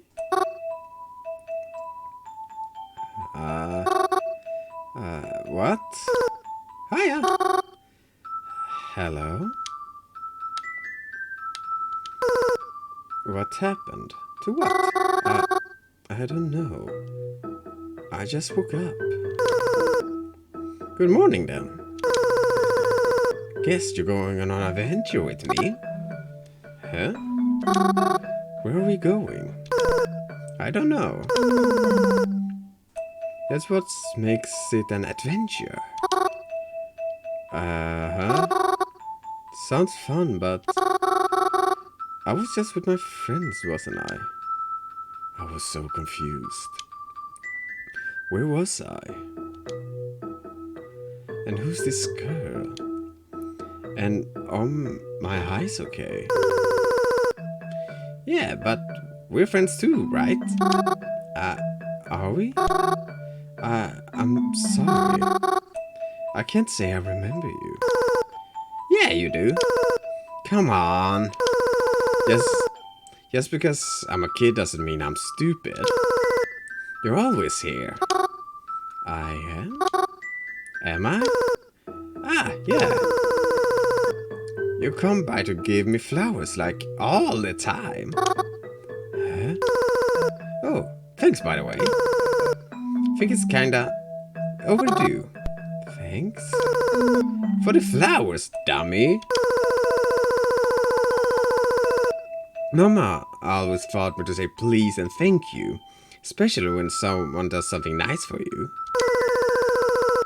And I think he'd want me to say thanks too. So maybe could I please have a teddy bear next time? Huh? The flowers are pretty and all, but I really, really, really, really want a new teddy bear. I think you could choose a really great one, especially with your taste in flowers and stuff. So, pretty please with cherry on top and everything? Wait, I'm sorry, please slow down. I'm still a little confused. How did I get here? Who are you? Oh, I can answer that one. I'm Sunny. Some people have started calling me Sunshine, though. Hey, wait. Sunny. Sunny day? Yeah. But sunny days... Oh, right. I'm Mary, by the way. It's nice to meet you. So... That teddy bear? Yes, I can bring you one. I add it to my shopping list so I can bring it next time I come around. But in order to do that, I'll have to find my. To do that, I have to find my friends first. Maybe we find them on our adventure. Yes, maybe, but am I dreaming? I must be right. But this doesn't feel like a dream. And Sunny, what's the matter? Oh, it's nothing. I'm just trying to make sense of it all. Okay, but take it easy. You'll give yourself a headache if you think too hard. Yes, I suppose I might. Do you hear that? Hear what? Ree? Mary? Huh? Oh, thank fuck. Mary, are you okay? Yeah, oh, no. My head, what happened? You fell back on one of those headstones. Then you were out cold. Scared the shit out of me. I was going to bring you to a hospital or something if you didn't wake up soon. Oh. What about your friends? They left. Don't worry about it. Oh. I'm really sorry. I didn't mean to. I said don't worry about it. We won't hang out here anymore, okay? So just drop it. I promised you lunch, didn't I? Let's go. Croven helped me stand up once it was confirmed that I could stand without a problem. He began to make his way to the exit, but I had to check something first. Looked over to the headstone that I had supposedly knocked myself out on. Name engraved on it.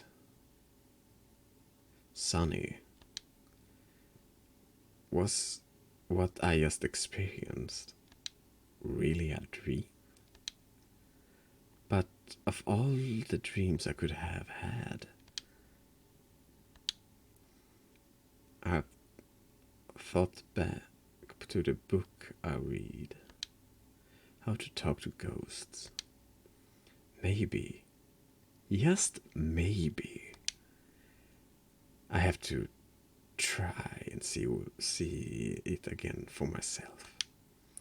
But maybe it really was. Mary, come on. I'm coming. I hurriedly made my way to Croven's side, and we quietly went to lunch that day. Neither of us really said much. I felt bad.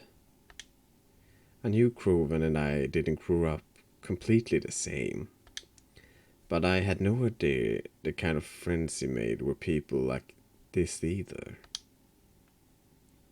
Did he always hang around people who acted like this? I didn't know how to feel. The Croven that I saw around these people is the Croven I'm used to. Who's the Croven I know? Is he just a ghost too? No, I shouldn't think like that. I just didn't want to think about it at all. We kinda went home together after that. I don't know why.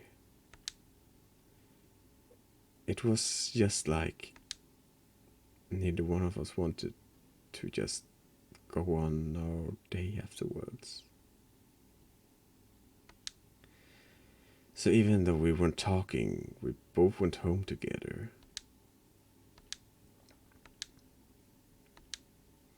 We stayed in separate rooms the rest of the day.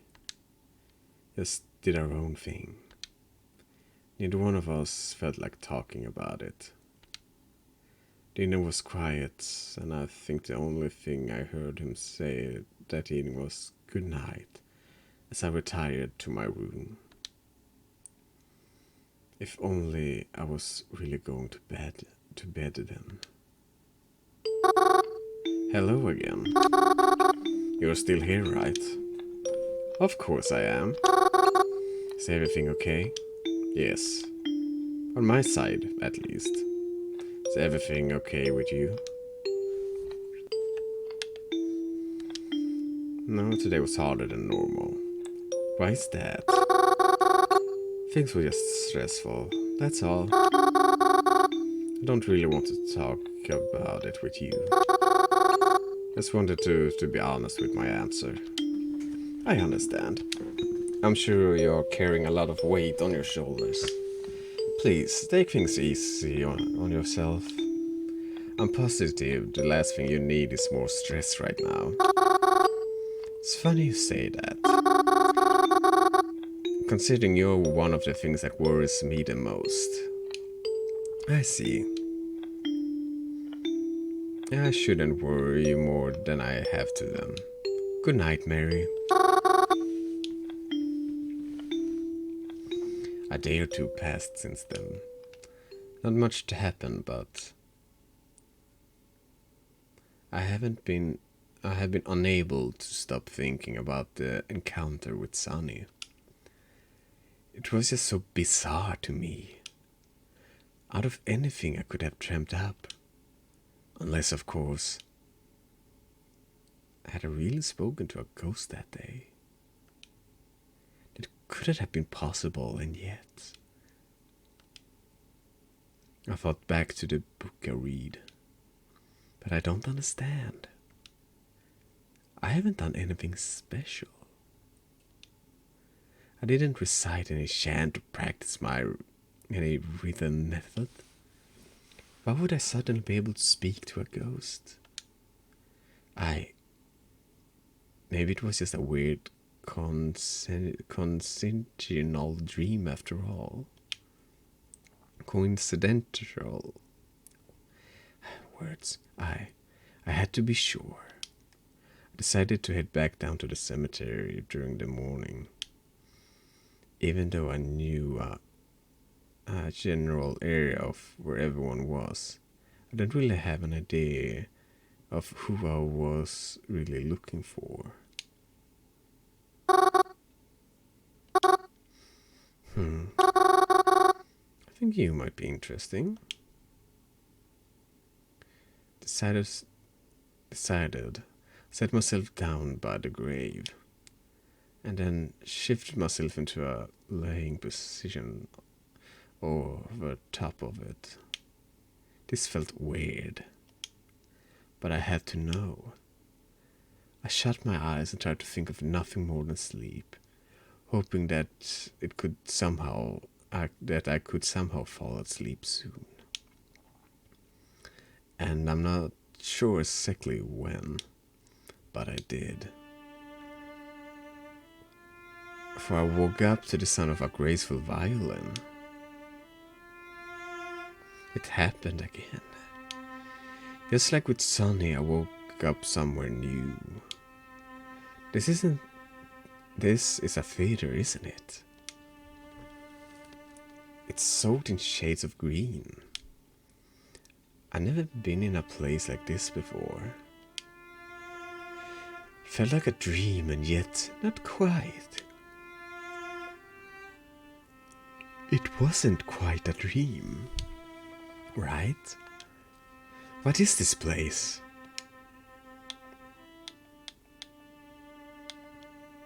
Let's approach the stage.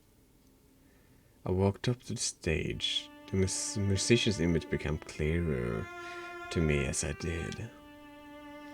They noticed me approaching, shifting their gaze onto me. They slowly stopped playing their violin. They placed it off the side, expecting me to join them on the stage. So I did. I climbed up the short stairs that led up onto the stage. The Echoes creaked loudly in the huge room. The musician then gestured to an extra stool hiding just behind the curtain. I grabbed it and placed it beside theirs. Lydian Walton? The one and only. It really is you. Well, I don't see who else it would be.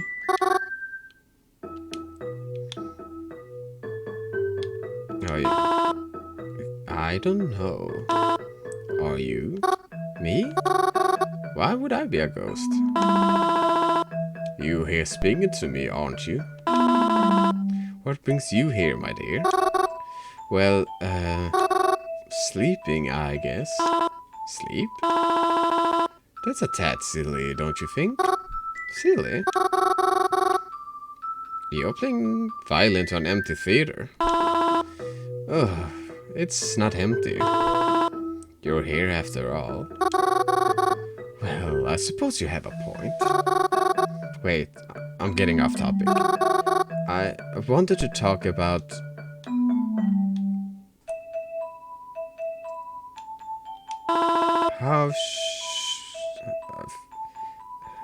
I'm talking to us.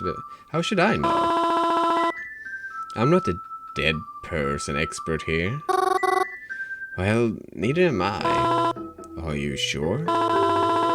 You're the one always visiting us, after all. I'd say you're more like us than them, if anything. Me? Visiting? But I've never been here before. Well, maybe once before, but that's it. Nonsense. You're always here. I'd even say you're here more often than you aren't. I don't understand. Oh, I'm sure you don't, little flower girl. I suppose all those petals that find a way upon my stage just happen to fall from the sky. I don't follow. Silly, silly, silly. You're always bringing flowers. Do you think we don't receive them? Wait, sorry? Are you telling me when I bring flowers, they wind up here? Seems so. Then I really am talking to a dead person right now. Not very quick, are you, dear? That's alright. Sorry, it's very exciting to be actually talking to you. Yes, I used to get that a lot. Although normally in a different context. Wow, this is so... Wait. I'm a bit confused though. Lydian, you... Yes? Well, it's just that... According to your tombstone and all... Yes, what about it? Well, if it's correct...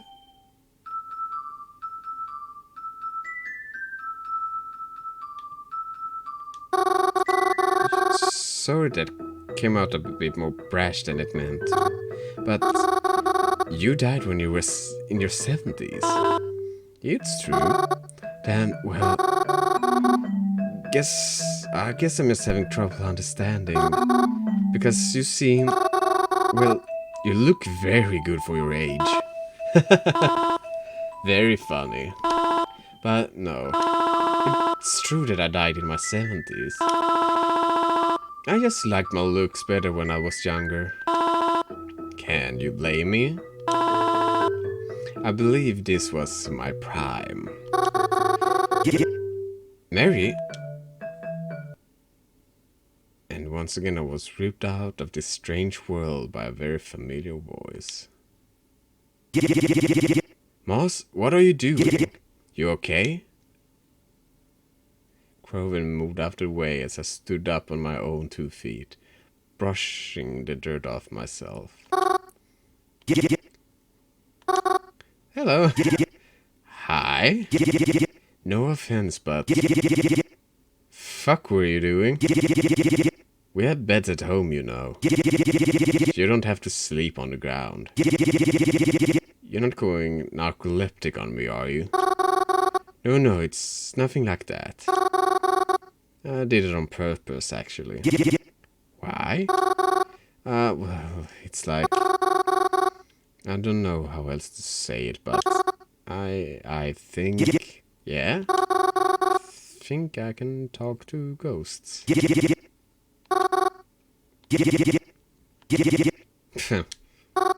Don't laugh. I'm being serious. Yeah, no, I believe you. So did Jasper the friendly ghost invite you over for tea, or... Croven? I really am being serious. I swear I'm not lying. Hey, come on. You don't gotta get like that. If you're serious, then I believe you. But sleeping outside is kinda a little fucking dangerous, yeah? So maybe, like, don't that, especially all by yourself. Right. Well, you, Croven. Croven and I turned our heads to look towards the cemetery gate. Theodore and Sapir were there on the other side.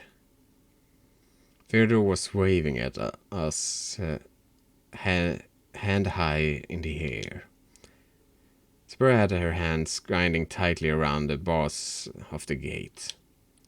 She was bouncing up and down, as if trying to get Croven's attention. As if we couldn't already see them. Croven turned around, walked over to the gate to talk to them, but they still didn't step inside. I followed behind, at a distance. Well, Lucius finally decided to show up. Us? What about yourself? I'm always where I'm supposed to be. What you doing in there anyways? Thought we weren't allowed in here anymore. Yeah. I saw Mars asleep in his, and I had to wake her up. Asleep? She's a fucking narcoleptic or something? Nah. He's pretty sure she's not. Just thinks she can talk to ghosts, that's all. You're kidding. Hey, don't laugh so loud. Can she show us then? I wanna see. I don't know. Let's see. Yo, Mars.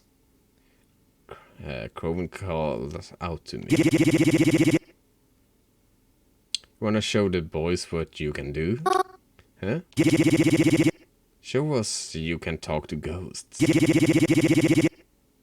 We're gonna do a haunted place. We were gonna go to a haunted place anyways. Haunted? Yeah. We're just gonna dig around. Maybe pick up a Ouija board on the way there. Now, if you can talk to ghosts, then that's just as good, right?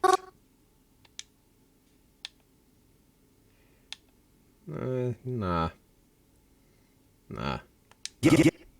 You sure? Yes, I'm fine. You go have fun. Alright then. Ah, lame. Maybe next time. I watched as Croven and his friend walked off and away from the cemetery.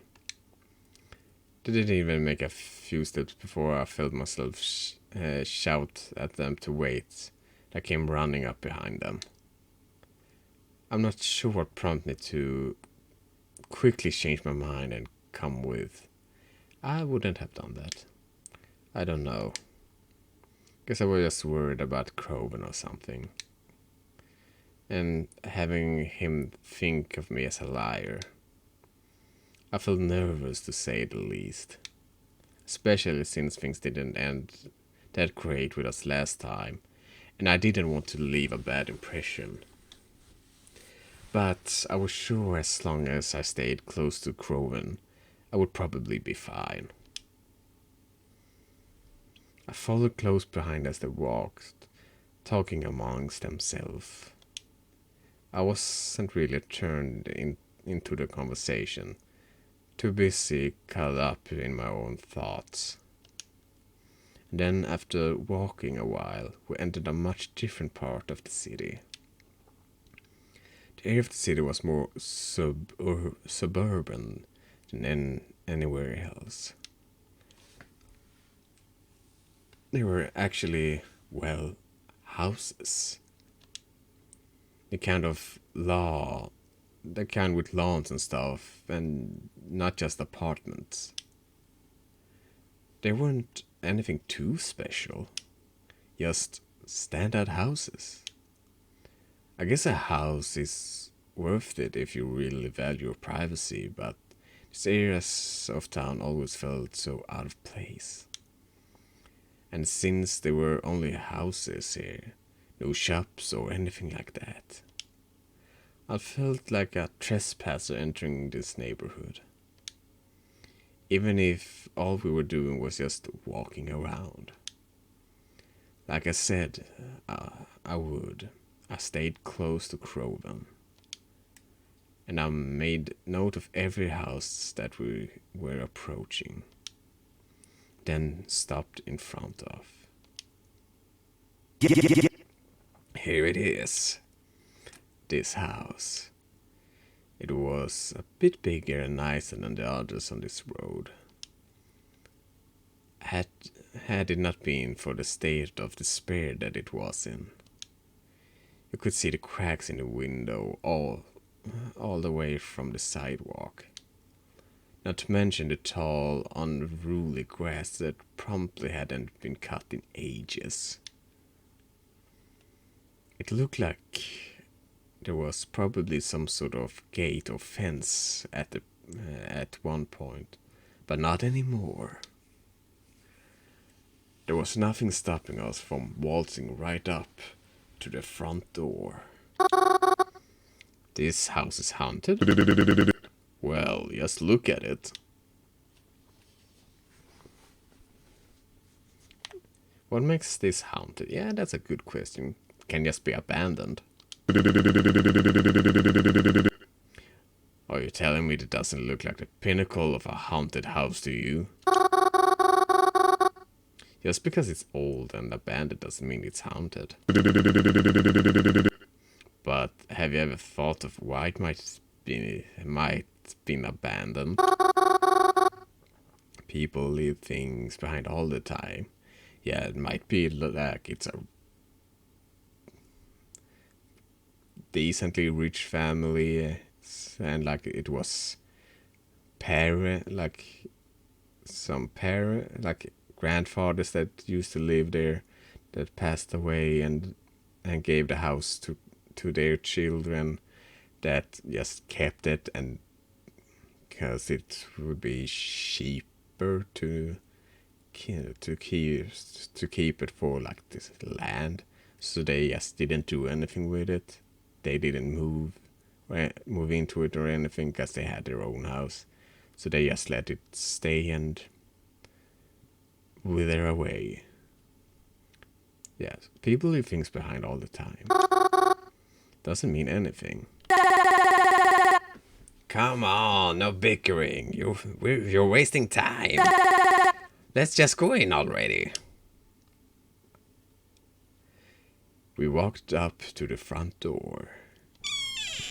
Croven was able to open it with no restraint at all. As soon as the door was open, an awful stench flooded out from the inside of the house. How long has this place been abandoned for? We stepped into the house and through the archway which led us into what looked like a living room. It was in shambles, to say the least. I coughed after just a few steps inside. It felt hard to breathe, as there was just too much dirt in the air to really breathe properly. It was all very gross. Yuck. Didn't realize how fucking moist the air would be. Haven't you been here before? Kinda. Doesn't matter. We're here, so go on. Do your thing. Oh, what? The ghost thing? Duh. That's kind of what we're all here for. What you mean is that we'd like to see you talk to ghosts like you claim to be able to. Oh, right. Well, I mean, it isn't that easy. So far, I've only been able to do it when I'm asleep. Well, I just woke up a little while ago. Oh, come on. I'm sure you can do it. You have to at least try. We didn't drag you all the way out here for nothing. But we don't even know if this place is even haunted. What if it's just a waste to begin with? Well, there's only one way to shake that then, isn't there? Still, like I said, I just woke up, you know. You know, I'm usually pretty good at, like, just falling asleep wherever. But I don't think I can fall back asleep after waking up. Crowan can sing you a lullaby. Fuck no. You do it. Aha. Crowan, you know my singing voice isn't as angelic as yours. Mouse, would you be able to fall asleep if I sang a lullaby? Oh my god, oh my god, oh my god. Crow was gonna sing for us. Fuck you, it's not for you.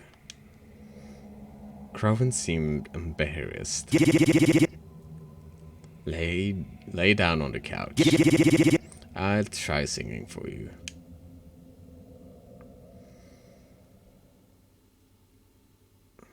I did what he asked of me.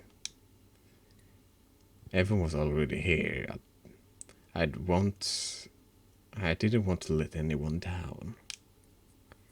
Besides, it couldn't hurt to try, right? I laid back on the old couch and closed my eyes, hoping that it wouldn't break beneath my weight. I heard Crowan's friends begin to giggle amongst themselves as Crowan cleared his throat, ready himself to sing to me. I must admit, I almost giggled myself when I heard him starting singing "Mary Had a Little Lamb." Although I'm not sure I would describe his voice as angelic. It was actually pretty nice to listen to. The only song he usually sing along are loud punk ones, so it was a nice change of pace. Despite how dank the air was, how itchy the sofa felt, I actually did end up finding myself drifting off to sleep.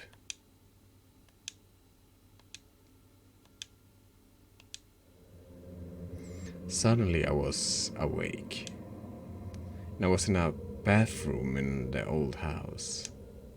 Did it work? Was I in the same realm as the ghost again? Then maybe. Maybe this house really was haunted after all. Hello? I called out into the house. No response. Guess I better look around then. Got up out from the tub, carefully not to slip on my way out. I exited the bathroom and into the hallway. Looking down, it was this house seemed a lot bigger on the inside. Even though it seemed big enough on the outside already. I hoped it wouldn't get lost as I start to look around. The hallways were long and almost a bit disorienting. I had no idea what floor it was on, or where the staircase was, or any idea how to get back to the entrance. But I was here right now. Surely there was someone's ghost that I could talk with, right? I'll find my way around. But where should I look for them?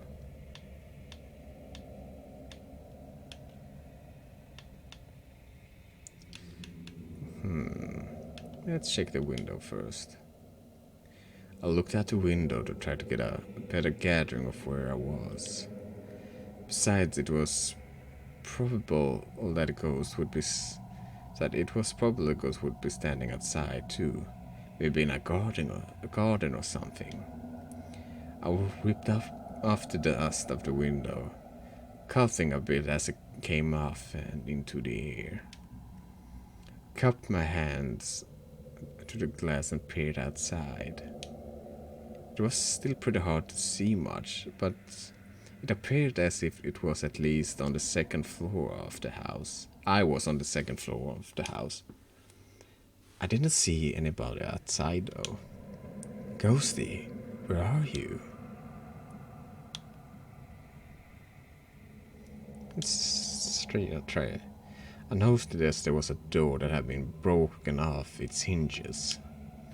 It was placed precariously in front of the doorway it belonged to, so that it still covered it, but wouldn't topple over.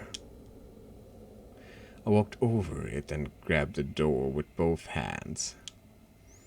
I lifted it up and then gently brought it to the sides. I peered into the new open doorway. Light from the windows leaked through, but it was enough to see with. There was an old metal frame, single bed on the end of the room, and an old desk on the other. Other than that, there wasn't much else.